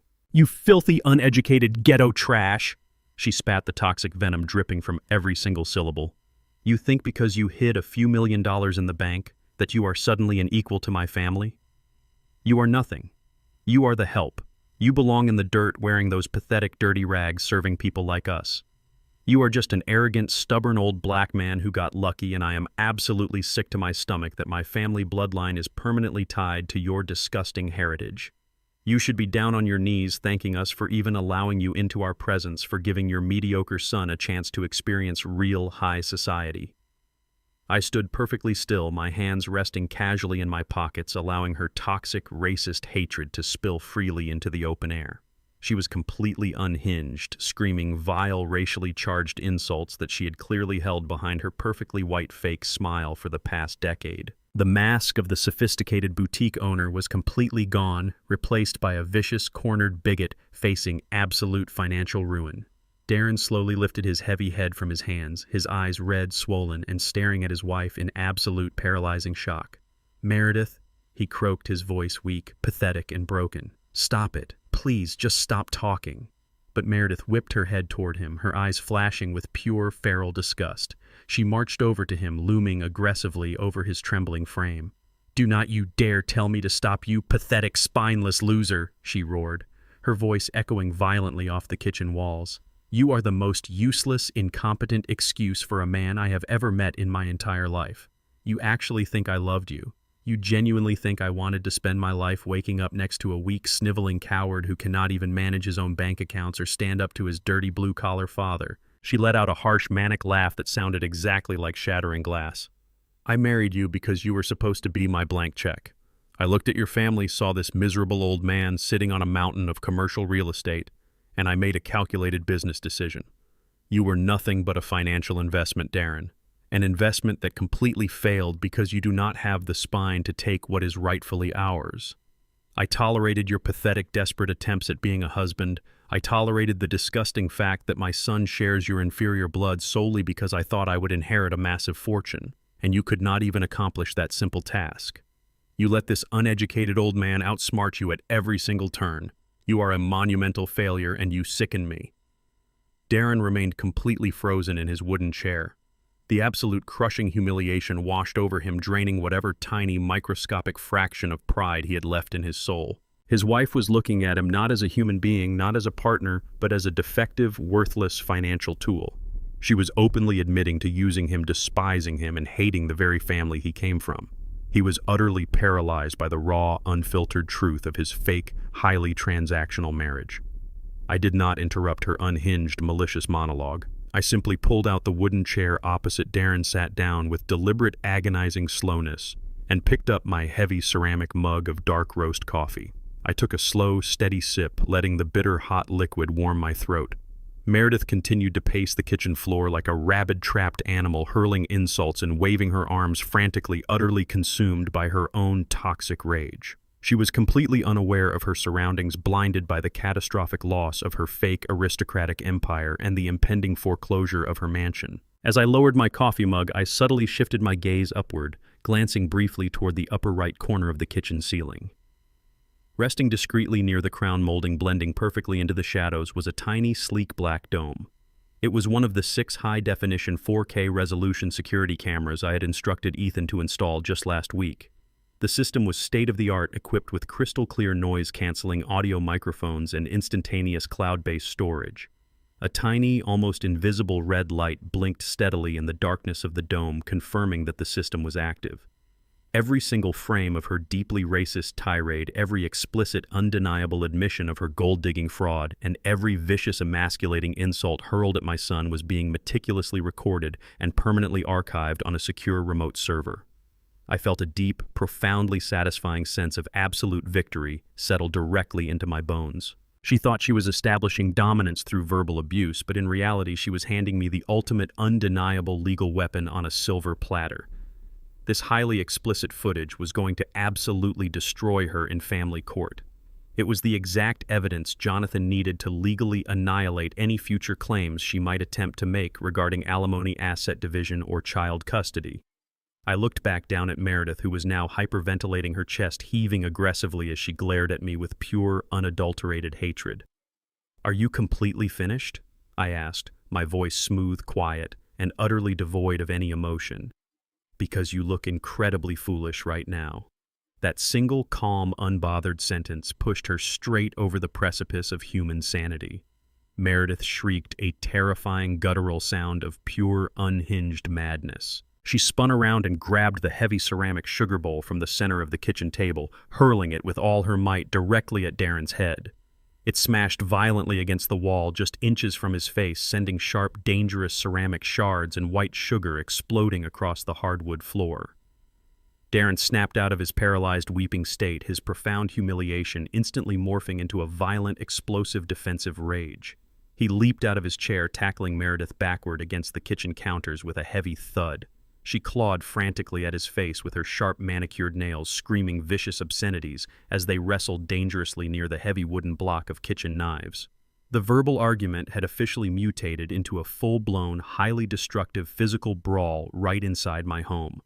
I did not try to step between them or separate them. I calmly stood up, took several steps back into the hallway to ensure my own physical safety, and pulled my cell phone from my jeans pocket. I dialed the emergency dispatch number, keeping my eyes locked on the chaotic violence unfolding in my kitchen. Yes, I spoke clearly and firmly into the receiver as the operator answered. I need police assistance at my residence immediately. There are 2 hostile intruders currently engaging in a violent physical altercation inside my home, and they are actively destroying my property. The emergency dispatcher assured me that patrol units were already turning onto my street. I stayed safely in the hallway, watching the pathetic, violent spectacle unfold in my kitchen with absolute detachment. Darren and Meredith were entirely consumed by their mutual hatred, slipping on the spilled sugar and grappling dangerously near the island counter. Less than 3 minutes later, the blinding flash of red and blue emergency lights flooded my front windows, casting erratic, frantic shadows across the living room walls. Heavy, authoritative fists pounded aggressively on the front door. I unlocked it immediately and stepped back, gesturing toward the back of the house. 3 uniformed municipal police officers rushed inside, their hands resting firmly on their utility belts. They did not ask polite questions or wait for explanations. They stormed straight into the kitchen, shouting strict, booming commands to disengage immediately. Darren was bleeding from a deep, jagged scratch down his cheek, while Meredith was wildly pulling at his torn designer shirt.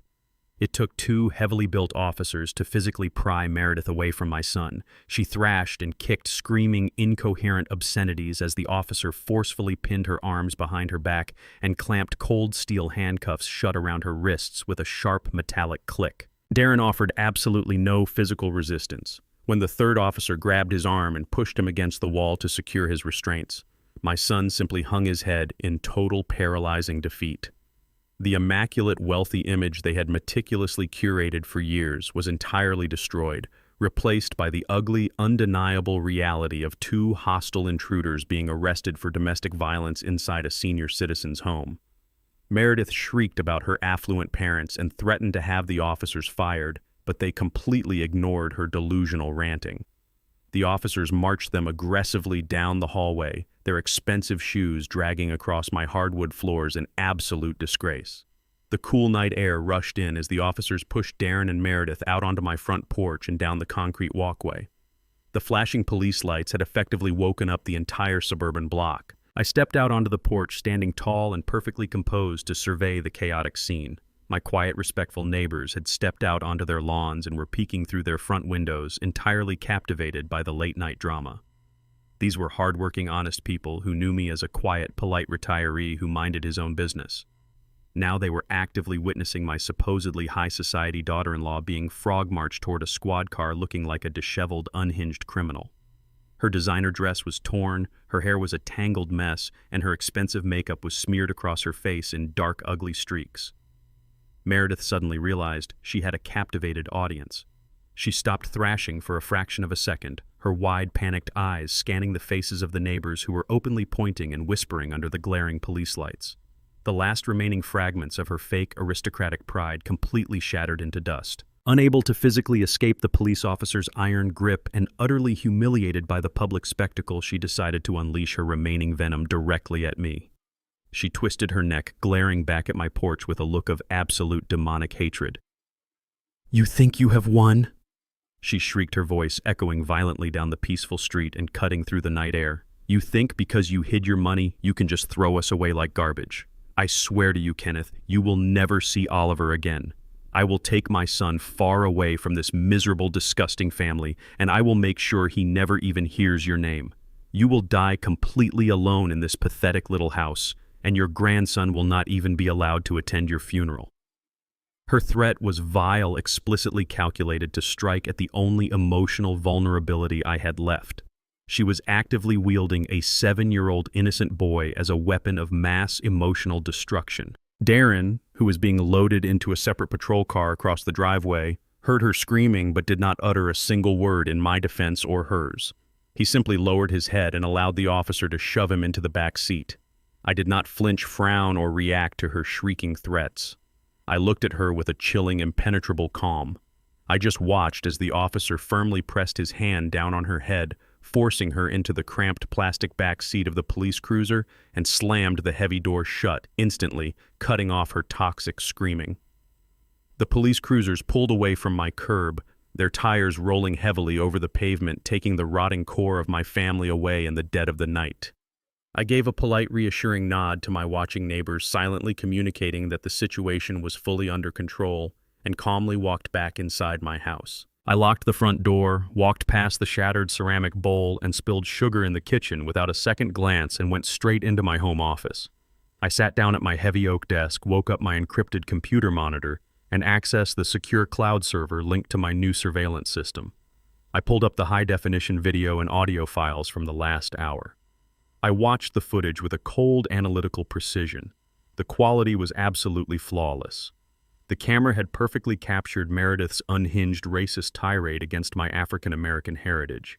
It clearly recorded her explicit, undeniable admission that she had married Darren solely as a calculated financial investment to siphon my wealth. And most importantly, it documented the exact moment she escalated a verbal argument into a violent physical assault by hurling a heavy ceramic object directly at her husband's head with the clear intent to cause severe physical harm. I downloaded the massive video files to a secure external drive and attached them to a highly secure encrypted email.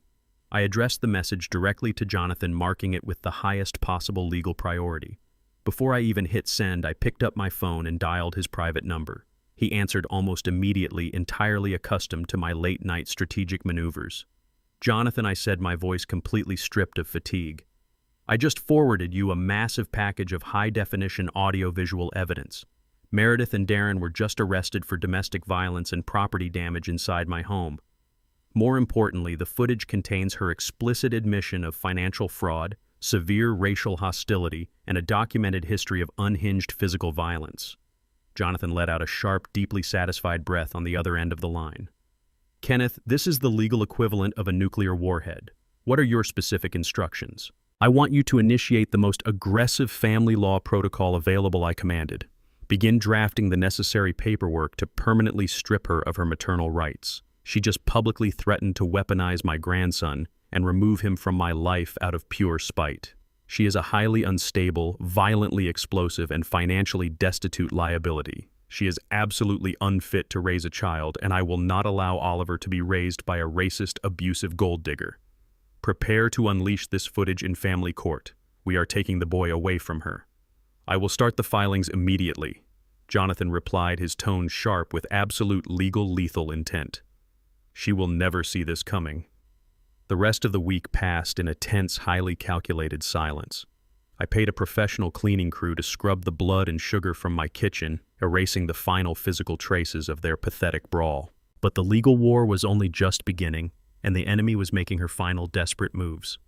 On Thursday morning, Jonathan called me with a critical, game-changing update. "Kenneth, we have a major development," he announced, his voice tight with anticipation. "Meredith did not wait for the dust to settle from her arrest. She just officially filed for a unilateral divorce from Darren. She has submitted an emergency petition to the state court demanding absolute sole legal and physical custody of Oliver. Furthermore, she is demanding an exorbitant amount of child support and permanent spousal alimony, falsely claiming that Darren was the primary physical aggressor and the sole reason for their catastrophic financial ruin. She was entirely desperate, backed into a corner and attempting to use her innocent child as her final desperate paycheck.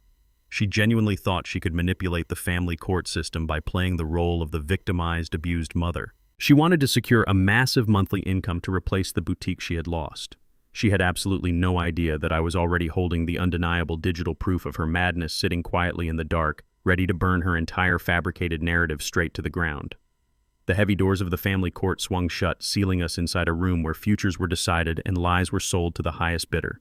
I sat quietly in the back row of the gallery, completely unnoticed, wearing my standard faded flannel shirt and jeans. Up at the petitioner's table, Meredith was delivering a masterful, Oscar-worthy performance. She had completely abandoned her designer silk dresses and expensive jewelry. Instead, she wore a modest, off-the-rack beige cardigan, her hair pulled back into a simple, unstyled knot. She clutched a crumpled tissue, her shoulders shaking with perfectly timed silent sobs. She was playing the role of the terrified, abused mother to absolute perfection. Darren sat at the respondent's table next to my attorney Jonathan, whom I had instructed to represent my son solely to protect my grandson. Darren looked like a hollow shell of a human being, his posture defeated, his eyes completely devoid of hope. He still wore the visible scratch marks on his cheek from her violent assault in my kitchen. Meredith took the witness stand and began to weave a horrifying, entirely fabricated narrative. She told the sympathetic judge that Darren had subjected her to years of severe psychological torment and sudden physical violence. She cried hysterically as she claimed my son was a volatile, unpredictable monster who had squandered her family's generational wealth and endangered their innocent 7-year-old boy. She painted our entire family as a clan of aggressive, financially abusive thugs begging the court to grant her sole custody to save her child from our toxic, dangerous grip. Meredith's attorney, a sharp-featured man who had clearly been promised a massive percentage of her delusional alimony settlement, stood up to present his fabricated case. He paced confidently in front of the judge, holding a thick binder of heavily doctored evidence. He submitted highly manipulated text message transcripts entirely out of context, framing Darren's frantic financial panic as unhinged violent threats. He produced falsified financial documents completely omitting Meredith's secret offshore transfers to her bankrupt parents, and instead blamed the massive collapse of her boutique entirely on Darren's alleged gambling and reckless spending. The attorney even had the absolute audacity to submit a fabricated behavioral report claiming my son suffered from severe, untreated substance abuse issues that made him a lethal danger to his own child. The lawyer painted a grim picture, stating that Darren was an explosive powder keg ready to detonate and that I, his father, was a hoarding, financially destitute enabler who encouraged his violent tendencies. The judge, a seasoned family law magistrate, listened intently, her expression growing increasingly stern as she reviewed the poisonous, carefully constructed lies. She looked down at Darren with a gaze full of judicial disgust. My son did not even attempt to defend himself. He sat perfectly still, staring at the wooden table, entirely paralyzed by the sheer magnitude of his wife's perjury. The heavy atmosphere in the courtroom felt incredibly suffocating. Meredith's lawyer confidently requested immediate permanent sole custody for his client, along with a staggering $10,000 a month in child support and spousal maintenance, demanding that Darren's future wages be heavily garnished. Meredith dabbed her eyes, looking up at the judge with a fragile, hopeful expression. She genuinely thought she had secured her ultimate victory. She believed she had successfully manipulated the justice system into funding her luxurious lifestyle for the next 11 years, using her innocent son as a permanent high-yield paycheck. Jonathan stood up slowly, smoothing the lapels of his tailored suit. He did not raise his voice or engage in any theatrical posturing. He simply approached the bench with a sleek silver flash drive. "Your Honor." Jonathan began, his voice cutting through the silent courtroom like a scalpel. "The petitioner has presented a compelling emotional narrative. However, it is an absolute, verifiable perjury. I would like to submit Defense Exhibit A, a continuous, unedited, high-definition security recording captured inside the home of the respondent's father on the exact night of the arrest." The judge nodded, allowing the courtroom technician to plug the drive into the main display monitor. The large screen mounted on the wall flickered to life. The crystal-clear 4K resolution footage illuminated the courtroom. Every single person in the room watched as the real Meredith stormed into my kitchen. The audio was flawless, broadcasting her shrill, unhinged screaming directly into the silent, echoing chamber. The judge watched in absolute paralyzed horror as Meredith launched into her vile, deeply racist tirade against my African-American heritage. Her toxic voice filled the room, explicitly calling me uneducated ghetto trash and expressing her profound disgust that her child shared my inferior blood. The opposing counsel dropped his pen, his face turning an ashen, sickly gray. But the video did not stop there. It continued to roll, capturing Meredith's arrogant, undeniable admission of extensive financial fraud. The court listened to her explicitly state that she only married Darren as a calculated business decision to siphon my wealth, calling him a pathetic, useless financial tool. The final fatal blow arrived when the video showed her grabbing the heavy ceramic sugar bowl and hurling it with lethal, blinding force directly at Darren's head, completely instigating the physical brawl that led to her arrest. The screen went black, returning the courtroom to a heavy, suffocating silence. Meredith sat frozen in the witness box, her mouth hanging open, the fake demure mother persona completely, permanently vaporized. Her own lawyer slowly took a step away from her, realizing he had just staked his career on a violent, racist, manipulative fraud. The judge's face was a mask of pure, unadulterated fury. She slammed her wooden gavel down with explosive force. "This court has zero tolerance for malicious perjury, racial hostility, and unprovoked physical violence," the judge roared, her voice trembling with judicial rage. "The emergency petition for sole custody and financial support is denied entirely. Temporary sole legal and physical custody of the minor child is awarded immediately to the respondent Darren. The petitioner is granted zero visitation rights pending a full psychological evaluation, and absolutely no spousal support will be awarded." Meredith shrieked in absolute terror, attempting to plead with the furious judge, but two court bailiffs immediately grabbed her arms and escorted her forcefully out of the courtroom. She was completely stripped of her child, her fake victimhood, and her desperate financial lifeline. With absolutely nowhere else to turn, she hailed a cheap cab back to the sprawling suburban mansion, hoping to at least salvage her expensive designer wardrobe and whatever jewelry she had left inside. But the crushing consequences of her greed had beaten her to the property. When her cab pulled up to the curb, the massive front gates were heavily chained. A thick, unyielding iron padlock secured the front door, and a bright red, federally mandated foreclosure notice was plastered aggressively across the custom glass window. The central bank had officially executed the immediate seizure of the multi-million-dollar estate. She was entirely locked out. Meredith stood on the cold concrete sidewalk wearing a cheap cardigan, holding absolutely nothing but her purse. She had no husband, no son, no business, and no home. She was thrown out onto the street with completely empty hands, staring at a locked mansion she could never enter again. The crushing consequences of Meredith's greed had beaten her to the property. When her cab pulled up to the curb, the massive front gates were heavily chained. A thick, unyielding iron padlock secured the front door, and a bright red, federally mandated foreclosure notice was plastered aggressively across the custom glass window. She was entirely locked out. Meredith stood on the cold concrete sidewalk holding absolutely nothing but her purse. But the financial destruction was merely the opening act of her absolute ruin. As she shivered on the pavement, her cell phone began to vibrate wildly in her hand. The heavily encrypted security video from my kitchen, the very same footage that had just legally annihilated her in family court, had somehow miraculously leaked. It was rapidly circulating through the ultra-exclusive high society group chats and private country club message boards she had spent years desperately clawing her way into.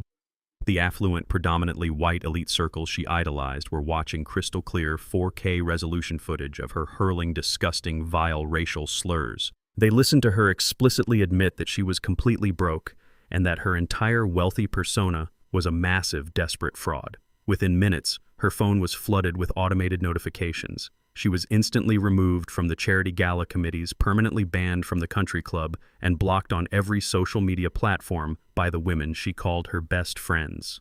The fake aristocratic society she valued above human decency looked at her with absolute, unadulterated disgust. She was instantly transformed into a total social pariah, completely and permanently boycotted by the only world she cared about.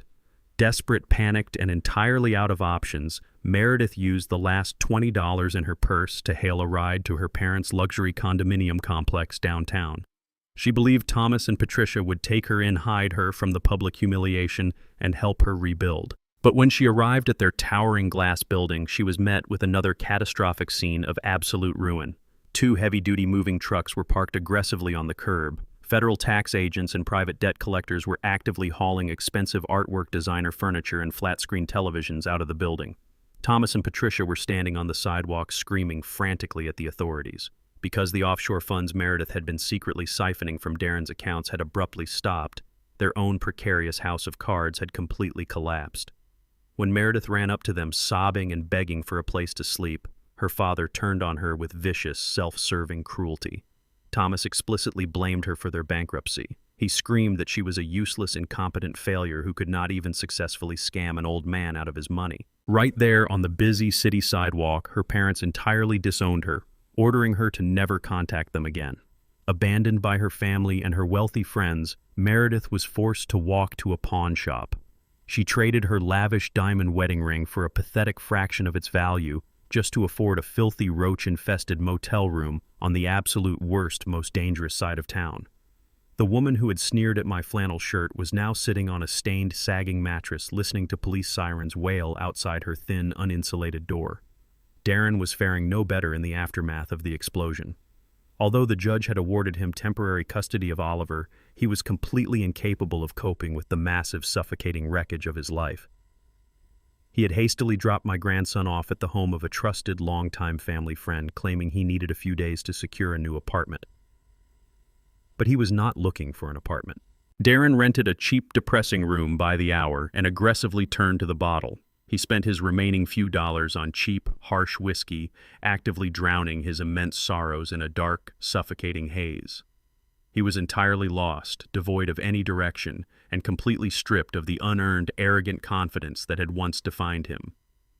The tailored luxury suits were replaced by unwashed, wrinkled clothes, and his days blurred into a pathetic, alcohol-soaked nightmare. In his drunken, miserable state, Darren finally realized there was only one person left in the entire universe who possessed the immense financial power to pull him out of this dark abyss. He began to relentlessly call my cell phone. The caller ID flashed his name dozens of times throughout the day and deep into the night. I sat comfortably in my quiet, peaceful living room, sipping my dark roast coffee, and I watched the digital screen light up. I did not answer a single call. I listened to the frantic, slurring voicemails he left on my answering machine. "Dad, please pick up the phone," he begged, his voice thick with cheap liquor and profound, gut-wrenching desperation. "I have absolutely nothing left. I do not know how to feed Oliver. I do not know how to pay for a defense lawyer for the federal fraud charges. I am so incredibly sorry for everything. Please just give me a loan. Just talk to me." The pleas became increasingly pathetic, rapidly deteriorating from polite requests into full-blown sobbing begging. But I remained completely resolute. My thumb hovered over the red delete button, erasing his desperate messages one by one without a single shred of hesitation. I was not being maliciously cruel. I was executing a necessary, incredibly painful psychological surgery. For 38 years, I had constantly provided a soft, comfortable landing pad for every single one of his mistakes. I had shielded him from the harsh, unforgiving consequences of his own arrogance. That exact safety net was what transformed him into a weak, entitled coward, willing to commit federal identity theft and blindly follow a racist gold digger. If I answered the phone now, if I wired him a few $1,000s to ease his immediate terrifying pain, the entire agonizing lesson would be instantly destroyed. He would simply learn that his father's wallet was always available if he cried hard enough. I needed him to feel the excruciating, suffocating weight of total failure. I needed his false, toxic pride to be entirely burned away by the harsh, brutal reality of poverty and complete isolation. True strength is not built on inherited wealth or parental bailouts. It is forged in the absolute darkest, lowest moments of a man's life. I stared at my silent phone, my heart aching with the heavy, terrible burden of a father's tough love, but my mind was perfectly clear. I was actively forcing my only son to hit the absolute concrete bottom of the abyss. Because until he felt the hard, unforgiving ground beneath his feet, he would never learn how to stand up on his own. The weather soon mirrored the grim, depressing reality of my son's existence. A massive, violent storm rolled into the city late on a Tuesday night. Heavy thunder rattled the window panes of my house, and torrential, freezing rain completely flooded the quiet suburban streets. I was sitting comfortably in my leather armchair reading a book when the motion sensor alert from my front porch security camera chimed softly on my encrypted tablet. I opened the live high-definition video feed. Standing directly under the harsh glare of the porch light, being absolutely battered by the freezing, relentless downpour, was Darren. He did not have a vehicle. He had walked miles through the raging, dangerous storm in the dead of the night. His clothes were completely soaked through, clinging tightly to his shivering, emaciated frame. His head was bowed heavily, his shoulders slumped in absolute, total defeat. The arrogant high society executive who had once looked at me with profound disgust had been entirely washed away by the freezing rain. He raised a trembling, pale hand and knocked weakly on my heavy wooden door, completely and utterly stripped of his pride. I stood up from my leather armchair, the storm raging violently against the exterior of my house. The heavy rhythmic pounding of the rain almost drowned out the pathetic, weak knocking at my front door. I walked slowly down the hallway, my boots echoing on the hardwood floor, and disengaged the deadbolt. When I pulled the door open, the freezing wind whipped violently into the warm foyer, bringing with it the smell of wet asphalt and pure desperation. Darren stood there shivering uncontrollably. The sharp, expensive haircut he used to flaunt was plastered to his forehead in wet, messy strands. His lips were visibly blue, and his teeth chattered so hard I could hear them over the thunder. "Dad," he whispered, his voice cracking and barely audible over the roaring storm. "Please. I have absolutely nowhere else to go. I do not have a single dollar to my name. I am freezing. I just need a place to sleep for the night. I will sleep on the kitchen floor. I will sleep in the garage. Just please do not leave me out here in the cold." He wrapped his arms around his own torso, looking up at me with wide, bloodshot eyes that begged for mercy. He looked exactly like the terrified little boy who used to run into my bedroom during thunderstorms decades ago. The polished, arrogant executive who had tried to lock me in a psychiatric ward was completely gone, washed away by the relentless rain and the crushing weight of his own colossal failures. Looking down at my shivering, broken son, a massive, agonizing wave of paternal instinct crashed heavily against my chest. This was the absolute hardest moment of my entire life. Every fiber of my being, every deeply ingrained biological urge as a father screamed at me to pull him inside out of the freezing rain. My mind instantly flashed back to when he was 7 years old, sick, with a high fever, and I stayed up for 3 consecutive nights holding him, promising I would always keep him safe. I wanted nothing more than to grab a thick, warm towel, wrap it tightly around his shaking shoulders, sit him by the blazing fireplace, and hand him a hot mug of coffee. I wanted to tell him that everything was going to be okay, that his father was here to fix his massive, broken life. The memory of my late wife Gwendolyn echoed loudly in the back of my mind, reminding me of the sacred promise I had made to protect our only boy. My heart physically ached, a profound, suffocating pain that threatened to break my iron resolve. It would have been so incredibly easy to just step aside and let him walk into the warm, safe sanctuary of my home. But I forced myself to remember the fraudulent court summons. I forced myself to remember the vile, racist insults Meredith had hurled at me while Darren stood by and watched in cowardly silence. I forced myself to remember that if I yielded to my paternal weakness tonight, I would permanently cement his identity as a helpless, dependent parasite. True love is not about providing endless comfort. True love is about forging a man who can survive the brutal, unforgiving realities of the world. If I saved him tonight, I would be stealing his only opportunity to build genuine, unbreakable character. I gripped the edge of the heavy wooden door, fighting a silent, brutal internal war. The freezing rain continued to batter his fragile frame, and the silence stretched endlessly between us. I had to be the villain in his story for just a little while longer so he could finally become the hero of his own. I looked him directly in his bloodshot, pleading eyes, intentionally hardening my expression into a mask of pure, unyielding granite. "You do not get to sleep on my floor, Darren," I stated, my voice cutting sharply through the howling wind and pounding rain. "You made your choices when you decided a fake high society lifestyle was worth destroying your own father. You chose to forge federal documents. You chose to stand by a woman who despised our family. Now you must endure the cold, hard consequences of the reality you built." Darren let out a loud, agonizing sob, dropping his head in total despair. But I did not leave him with absolutely nothing. I reached over to the small wooden table in the entryway. I picked up a sturdy black umbrella, a cheap plastic hotel room key, and a folded piece of thick white paper. I stepped forward and shoved the items firmly against his wet chest, forcing him to take them with his trembling hands. I paid for a single room at the Starlight Motel on 5th Avenue, I commanded, maintaining my cold, authoritative tone. "The room is fully paid for exactly 7 days, not a single day more. The plastic key will get you out of this freezing storm tonight. The folded paper you are holding is a standard employment application for a manual labor position at a commercial construction site downtown. It is for a heavy lifting, concrete mixing, minimum wage, entry-level job." Darren looked down at the paper, his face contorting in sheer confusion and physical exhaustion. "A construction job," he stammered, his teeth violently chattering. "Dad, I am an executive. I do not know how to mix concrete. I pointed a firm, calloused finger directly at his face. You are not an executive, Darren. You are an unemployed, bankrupt man facing a federal fraud indictment. I started my entire life mixing concrete and hauling heavy dirt in the blazing sun so you could have a soft bed to sleep in. Now it is your turn to learn exactly what a dollar is actually worth. You have 1 week of a dry roof over your head to make a decision.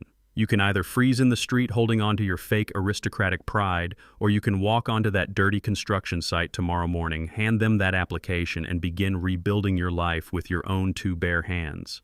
Do not ever show up at my front door asking for a handout again. I stepped back inside the warm, brightly lit foyer and grabbed the heavy brass handle.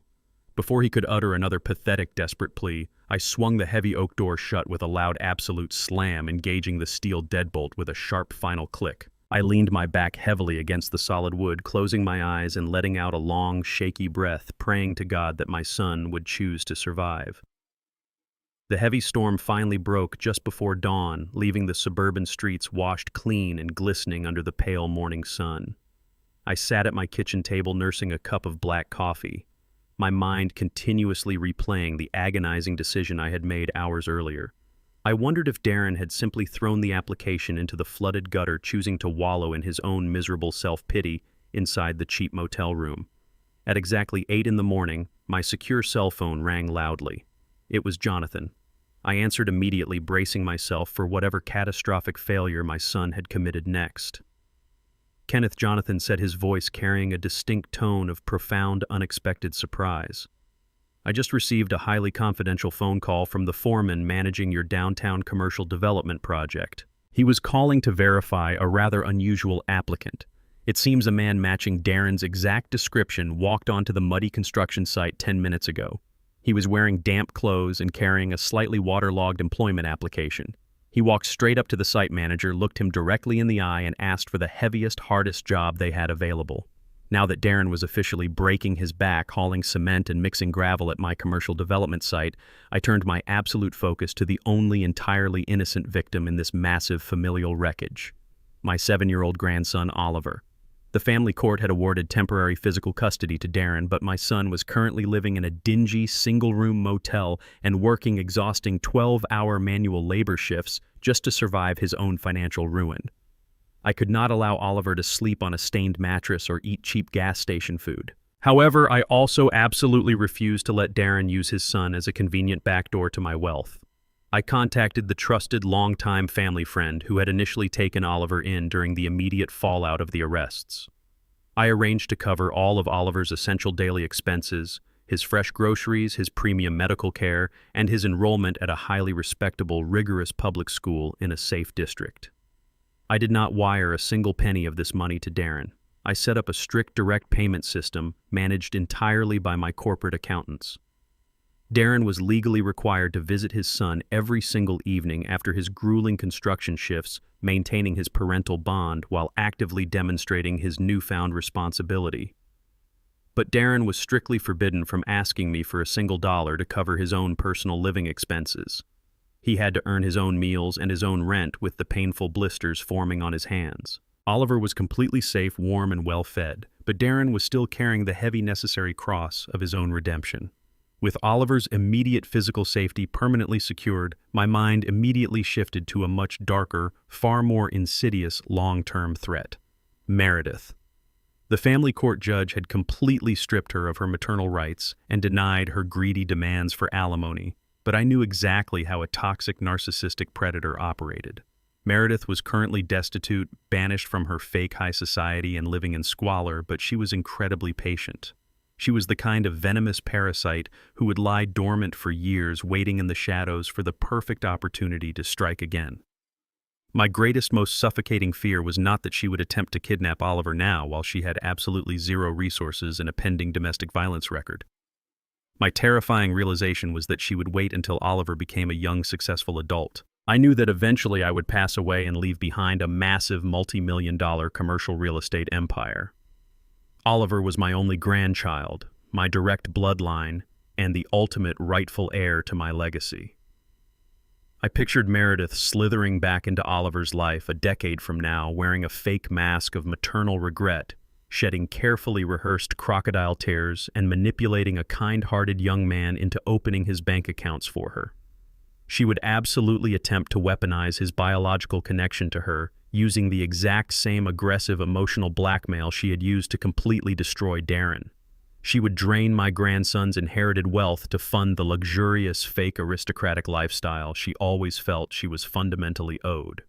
The mere thought of my hard-earned fortune, the money I built by mixing concrete and laying bricks in the blazing sun, eventually financing the lavish vacations of a racist gold digger, made my blood run entirely cold. I needed to build an impenetrable, ironclad financial fortress around Oliver, a legal vault so meticulously designed and ruthlessly enforced that even if Meredith managed to manipulate her way back into his life, she would never be able to touch a single solitary cent of my money. I picked up my phone and scheduled an immediate high-priority meeting with Jonathan and his top-tier estate planning associates. We had a very specific financial war room to build, and failure was simply not an option. I sat at the head of the heavy mahogany conference table in Jonathan's downtown law firm, flanked by 3 elite financial planners and 2 corporate tax attorneys. I outlined my exact uncompromising terms for the largest, most restrictive generational wealth transfer they had ever drafted. We officially established the Oliver Kenneth Trust Fund, backed by a massive initial deposit of $10 million, funded directly from the liquidated assets of my highest-performing commercial properties. But the sheer size of the trust was not the actual weapon. The weapon was the flawless, ruthless legal architecture locking it down. I instructed Jonathan to draft a series of draconian, non-negotiable stipulations. First, the trust was entirely locked and inaccessible for any discretionary spending until Oliver reached his 25th birthday. He needed to navigate the challenges of early adulthood, learn the absolute value of hard work, and develop his own independent character before inheriting a massive fortune. The only exception to this strict age barrier was for direct verified educational expenses. The trust would directly pay for his university tuition books and campus housing, but the funds would be wired straight from the trust administrators to the educational institutions. The money would never pass through Oliver's personal bank accounts. Second, and most importantly, I implemented an absolute ironclad exclusion clause regarding his biological parents. The legal language explicitly stated that neither Darren nor Meredith could ever act as a trustee, a financial proxy, or a beneficiary under any circumstances, including severe medical emergencies or death. If Oliver attempted to withdraw funds to pay off a debt belonging to Meredith, or if he tried to purchase property in her name, the trust would automatically freeze. The assets would be temporarily diverted to a designated charitable foundation until the financial threat was neutralized. I made it legally impossible for Meredith to ever see a single dime of my wealth, even if she successfully manipulated my grandson in the future. The attorneys spent 4 consecutive days stress-testing the document against every conceivable legal loophole and potential court challenge. When Jonathan finally slid the finalized leather-bound contract across the desk, I signed my name with a profound, overwhelming sense of absolute victory. I handed the expensive pen back to Jonathan and leaned back in my leather chair. I knew that generational wealth often destroyed the very families it was meant to protect, but by establishing these aggressive boundaries, I was ensuring that my money would act as a powerful tool for Oliver's growth, rather than a toxic crutch for his parents' failures. The relief that washed over me was indescribable. I had successfully insulated my bloodline from the parasites. Oliver was financially bulletproof, and my legacy was permanently secured against the greedy claws of the woman who had tried to destroy us. A few days after finalizing the impenetrable trust, I drove my old Ford truck to the local supermarket to pick up some fresh produce and a few thick steaks for dinner. The afternoon was quiet, sunny, and wonderfully uneventful. I loaded my brown paper grocery bags into the passenger seat and climbed behind the steering wheel, thoroughly enjoying the simple, peaceful routine of my newly reclaimed life. I turned the ignition, the heavy engine roaring to life, and shifted the truck into reverse. Suddenly, a frantic figure darted out from behind a parked delivery van and threw themselves aggressively onto the concrete pavement directly behind my rear bumper. I slammed my heavy work boot onto the brake pedal with immense force, throwing the truck into park, my heart pounding violently against my ribs. I stepped out of the vehicle expecting to find a careless pedestrian who had tripped. Instead, I found Meredith. She was intentionally blocking my truck, her physical appearance so drastically degraded and utterly pathetic that I almost did not recognize her. Her designer clothes were replaced by stained, baggy sweatpants, and her sunken eyes burned with a feral, terrifying desperation as she stared up at me. I stood perfectly still, my hand gripping the heavy metal doorframe of my Ford truck, looking down at the pathetic figure sprawled on the dirty asphalt. Meredith scrambled to her feet, her movements frantic and completely stripped of any aristocratic grace. The woman who had once paraded around in custom silk dresses and flawless diamond jewelry was now draped in an oversized, stained gray sweatshirt and heavily frayed sweatpants. Her signature blonde hair hung in greasy, matted strands around her hollowed cheeks. Her fingernails, once perfectly manicured and painted, were chipped and caked with dark grime. She stood directly in the path of my rear bumper, raising her shaking, calloused hands in a desperate gesture of surrender. "Kenneth, please," she sobbed, her voice cracking with a raw, guttural agony that echoed across the empty supermarket parking lot. "Please do not drive away. I have absolutely nothing left. I am completely locked out of my entire life. I just need $5,000. That is all I am asking for. Just $5,000, and I swear to God I will leave this state forever. I will disappear, and you will never have to look at my face again." She clutched her own arm, shivering violently, despite the warm afternoon sun, her sunken eyes pleading for a financial lifeline from the exact man she had ruthlessly attempted to destroy. The sheer magnificent irony of the situation hung heavily in the warm air between us. I leaned casually against the side of my truck, crossing my arms over my chest, and simply watched her completely unravel. This was the exact same woman who had forcibly grabbed my arm at my grandson's birthday party, who had looked me up and down with absolute, unadulterated disgust, and told me I did not belong in her superior high society environment. Now she was deliberately throwing herself onto the dirty concrete of a public parking lot, begging the man in the faded flannel shirt for absolute table scraps. "I do not have a place to sleep tonight," she wailed, her tears cutting clean tracks through the layer of dirt on her pale face. "My parents blocked my phone number. The women from the country club actively laugh at me when they see me walking down the street. The homeless shelters are completely full, and I have not eaten a hot meal in 4 days. Just give me the money, Kenneth. You have millions hidden away. $5,000 is absolutely nothing to you. I will sign whatever legal documents your ruthless lawyer wants. I will officially terminate any future claims to Oliver. I will legally renounce my maternal rights right here on the hood of your truck. Just give me enough cash to buy a bus ticket and rent a cheap motel room out west so I can start over. Please, I am begging you on my hands and knees." She actually dropped to her knees right there on the oil-stained pavement, clasping her hands together in a pathetic theatrical display of ultimate submission. She was actively offering to sell her own biological child, completely trading her maternal rights for a bus ticket and a few months of cheap rent. She genuinely believed that her performative misery would break my resolve. She thought that because I was a father, a grandfather, and a man who had built his life on hard work, I would naturally possess a soft, forgiving heart. She was entirely wrong. I looked down at the weeping, broken woman kneeling by my rear tire, feeling absolutely zero pity, zero compassion, and zero regret. My face remained an impenetrable mask of solid granite. I did not raise my voice, and I did not insult her current physical state. I simply let the silence stretch out, allowing her to marinate in her own profound, suffocating humiliation. "Meredith," I said, my voice cutting through her hysterical sobbing with lethal, icy precision. "Do you remember what you told me when you dragged me to the side of your luxury mansion? Do you remember looking at my clothes and telling me that I was embarrassing your family?" She froze, her breath hitching in her throat, her wide eyes staring up at me in absolute terror as the memory of her own toxic arrogance crashed down upon her. "You demanded that I leave your property to protect your family honor." I continued, my tone never wavering from its glacial calm. "I am simply returning the exact same favor. You are not a victim of circumstance. You are a malicious, racist, deeply abusive parasite who tried to lock an innocent man in a psychiatric ward just to steal his bank accounts. You offered to sell your own son for $5,000 just seconds ago. That alone proves you are entirely devoid of human decency. You are the only stain on this family, Meredith, and I absolutely do not pay for trash removal." Her jaw dropped open in sheer paralyzed disbelief.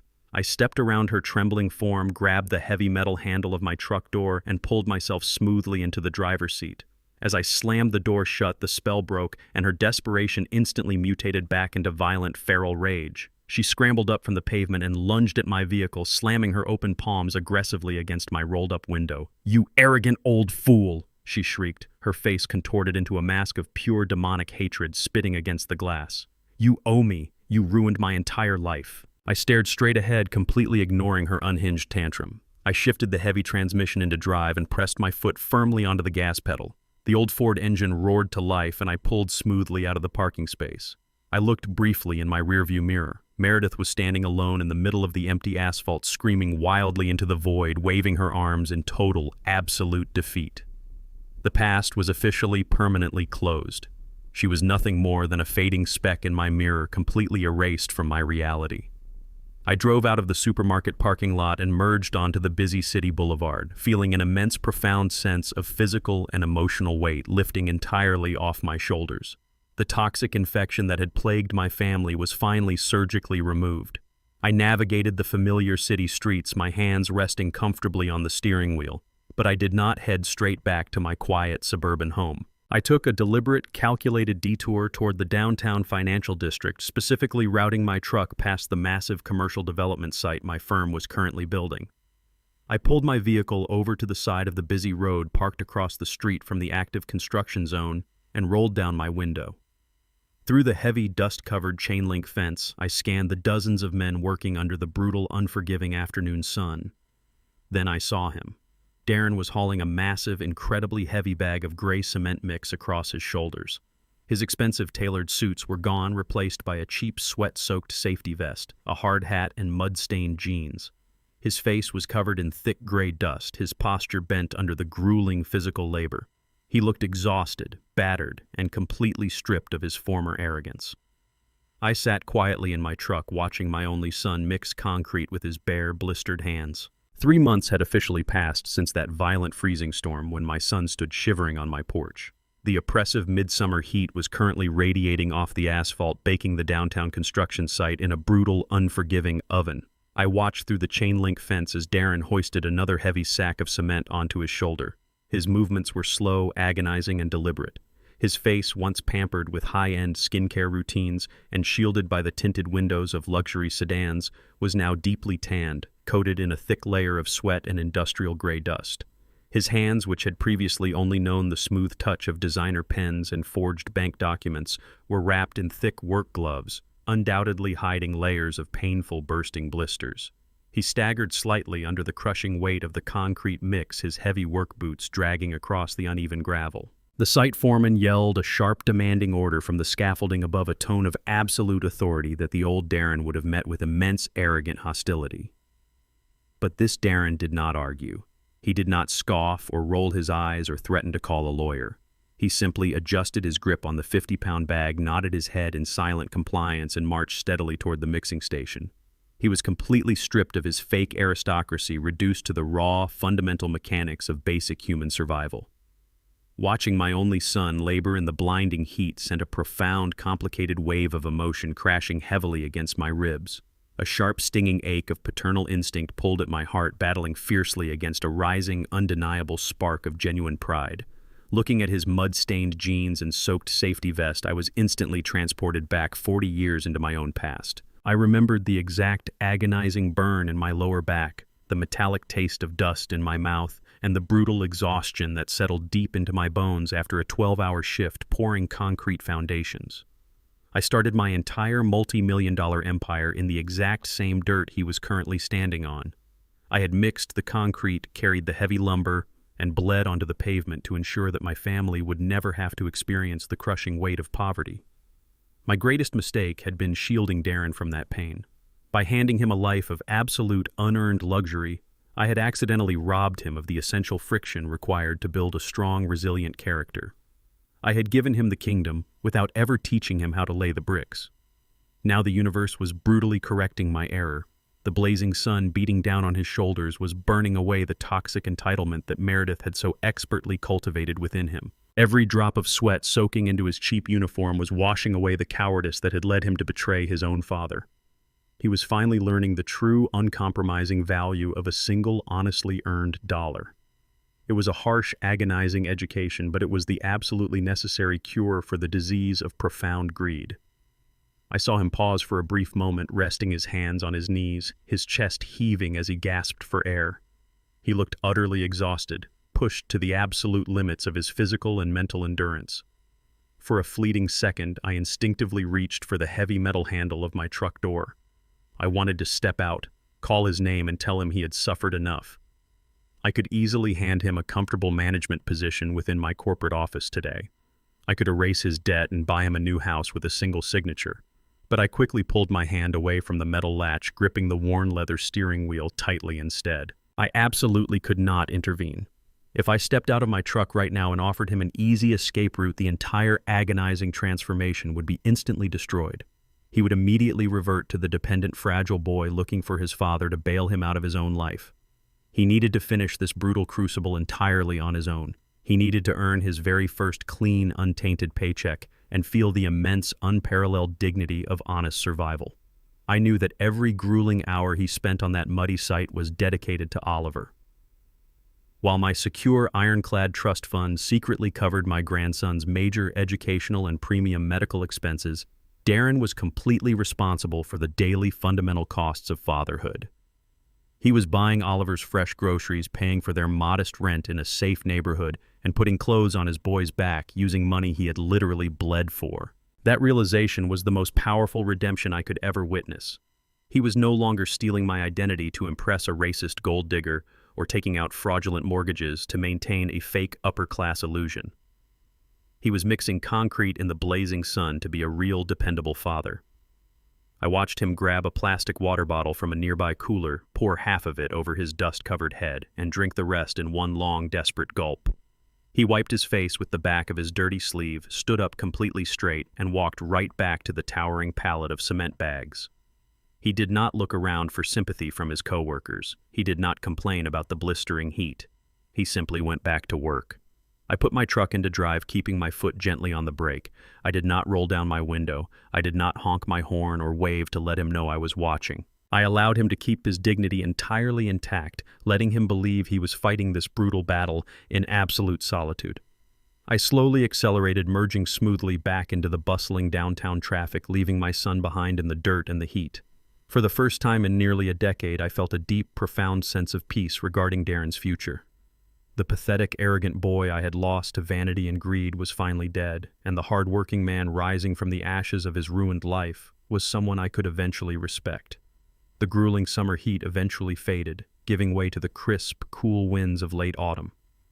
6 full months had passed since the explosive family court hearing that legally severed Meredith from our lives and permanently secured Oliver's safety. The chaotic dust of the hostile divorce and the federal fraud investigations had finally settled, leaving behind a quiet, highly structured routine. I was sitting comfortably in my quiet living room on a peaceful Saturday morning, sipping my dark roast coffee and reviewing the latest quarterly reports from my commercial property division. The house was wonderfully silent, completely free from the toxic drama, the financial manipulation, and the fake aristocratic posturing that had once plagued my family. I closed my encrypted tablet, thoroughly enjoying the warm sunlight streaming through the large bay windows. Suddenly, the sharp, clear chime of my front doorbell shattered the absolute stillness of the morning. I set my ceramic mug down on the wooden coffee table, a slight frown creasing my forehead. I was not expecting any visitors, and my private attorney, Jonathan, always called my cell phone before stopping by the house. I stood up, smoothing the front of my faded flannel shirt, and walked deliberately down the hallway toward the heavy oak door. I turned the heavy brass handle and pulled the solid oak door open, fully expecting to find a delivery courier dropping off a package or a lost neighborhood solicitor canvassing the quiet street. Instead, I found my son. Darren stood on my front porch holding my 7-year-old grandson Oliver firmly by the hand. The physical transformation of the man standing before me was absolutely staggering. The soft, pampered executive who used to spend thousands of dollars on custom-tailored suits and European facial treatments was completely, undeniably gone. In his place stood a lean, hardened laborer. His skin was deeply tanned, baked dark by 6 relentless months of working under the brutal, unforgiving sun at the downtown commercial construction site. He wore a simple, clean, unmarked gray cotton t-shirt and a pair of standard faded denim jeans. There were no flashy designer logos, no expensive watches, and no arrogant posture attempting to project fake wealth. His shoulders were broad, built up by the grueling physical demands of hauling heavy cement and mixing concrete day after day. His hands, which had once been flawlessly manicured to impress his fake aristocratic friends, were now visibly rough, heavily calloused and scarred from honest work. He looked exactly like the men I used to work alongside 40 years ago when I was first building my empire from the dirt up. He looked like a real resilient man. Beside him, Oliver looked incredibly healthy and genuinely happy, wearing a bright red superhero t-shirt and standard canvas sneakers, completely free from the restrictive, overpriced country club outfits Meredith used to force him into. The boy beamed up at me with a bright, innocent smile, entirely unaware of the massive, agonizing war that had been fought behind the scenes to secure his permanent safety. I did not immediately step aside to invite them into my home. I stood squarely in the doorway, my large frame blocking the entrance, maintaining an impenetrable, stony expression. My heart was pounding a heavy, anxious rhythm against my ribs, but I forced my face to remain an absolute mask of cold authority. I waited in the heavy, stretching silence. I needed to know exactly why he was standing on my porch on a Saturday morning. My mind raced through the most likely disappointing scenarios. Was this the exact moment his newfound resilience finally shattered? Had the brutal, back-breaking physical labor finally broken his spirit, driving him back to my doorstep to beg for a financial bailout? I braced myself for the inevitable, pathetic requests. I expected him to ask for a few $1,000s to cover an unexpected medical bill, or to beg for a loan to repair a broken-down car, or to plead for a cash advance to move into a slightly better apartment. I stared directly into his dark brown eyes, mentally fortifying my iron resolve. I silently promised myself that if he asked for a single, solitary dime, I would shut the heavy oak door directly in his face without a second of hesitation. The brutal, agonizing lesson I had orchestrated could not be compromised by a moment of paternal weakness. If he reverted to the helpless, dependent parasite Meredith had molded him into, my entire crusade would have been for absolutely nothing. Darren shifted his weight nervously from one booted foot to the other. He cleared his throat, his calloused hands lightly squeezing Oliver's small fingers. The tension in the warm morning air was incredibly thick, almost suffocating. He looked at my unyielding expression, fully aware that he had burned every single bridge of trust between us during his marriage to that toxic, racist woman. I did not offer him a polite greeting or ask him how his week had been. I simply stood there like a towering brick wall, demanding that he take the absolute first step. I waited for my son to open his mouth and reveal the true character of the man he had become over the last 6 months. Darren let out a slow, measured breath, steadying his nerves. He released Oliver's hand for a brief moment and reached deep into the front pocket of his faded denim jeans. My heart sank for a microscopic fraction of a second, entirely anticipating him to pull out a crumpled past-due utility bill or a final eviction notice from his cheap motel. Instead, Darren's rough, scarred fingers withdrew a single heavily worn piece of paper currency. He smoothed it out carefully between his hands. It was a highly wrinkled, sweat-stained $100 bill. He held it out toward me, not as a desperate plea for help, but as a profound, undeniable badge of ultimate honor. "Dad," Darren said, his voice remarkably steady, completely stripped of the arrogant whine that used to define his entire personality. "I just got my very first promotion at the site. The foreman officially moved me off the mixing crew and put me in charge of the framing logistics. I worked 60 hours this week. I paid my rent, I bought Oliver's groceries, and I saved this exact bill from my overtime pay." I looked down at the crumpled money, then back up into my son's eyes. Darren stood perfectly straight, his posture radiating a quiet, hard-earned dignity. "I want to take you out to a nice lunch today," he continued, a small, genuine smile finally breaking across his weathered face. "Just the three of us, me, you, and Oliver. And I am paying for it. It is my treat, my money." I stared at the wrinkled $100 bill resting in his calloused palm. It was the absolute most beautiful, priceless piece of currency I had ever seen in my entire 69 years of life. It was not stolen from a forged bank document. It was not siphoned from a failing boutique. It was entirely clean, honest money earned through pure sweat, agonizing muscle aches, and undeniable personal growth. The massive, suffocating weight I had carried in my chest for the past 3 years instantly evaporated. The cowardly, entitled boy was permanently dead. A strong, capable father had officially taken his place. The cold granite mask I had worn for months finally cracked. I let out a deep, booming laugh that echoed warmly down the quiet suburban street, and a wide, incredibly proud smile spread across my face. I stepped back, pulling the heavy oak door wide open. "Come on in, Oliver," I said, my voice rich with absolute joy. "Grandpa has a new toy fire truck waiting for you in the living room." Darren walked across the threshold of my home, no longer an intruder or a beggar, but a fiercely respected equal man. As he passed me, I reached out and clapped a heavy, affectionate hand onto his broad, muscular shoulder, a silent, powerful acknowledgement of his incredible redemption. The dark, suffocating shadow of Meredith's toxic, racist greed had been entirely burned away by the unforgiving sun and the brutal reality of honest labor. The fake aristocratic pride that had nearly destroyed our family was permanently incinerated, leaving behind a foundation of genuine, unbreakable respect. I closed the front door, sealing out the noise of the outside world, and walked into my living room to join my son and my grandson. The brutal war was officially over. I had successfully protected my legacy, secured my bloodline, and forged a man who could finally survive the world on his own terms. Order was perfectly, beautifully restored, and for the first time in a decade, my family was truly, genuinely whole. The greatest lesson I learned from this entire ordeal is that blind financial generosity can actually become a deeply destructive force. When we constantly shield the people we love from the harsh consequences of their own choices, we do not protect them. We actively cripple them. We strip away their fundamental ability to build resilience, character, and genuine self-respect. True paternal love sometimes requires us to step back and let them fall completely into the abyss, knowing the agonizing climb back up is the only way they will ever learn to stand firmly on their own 2 feet.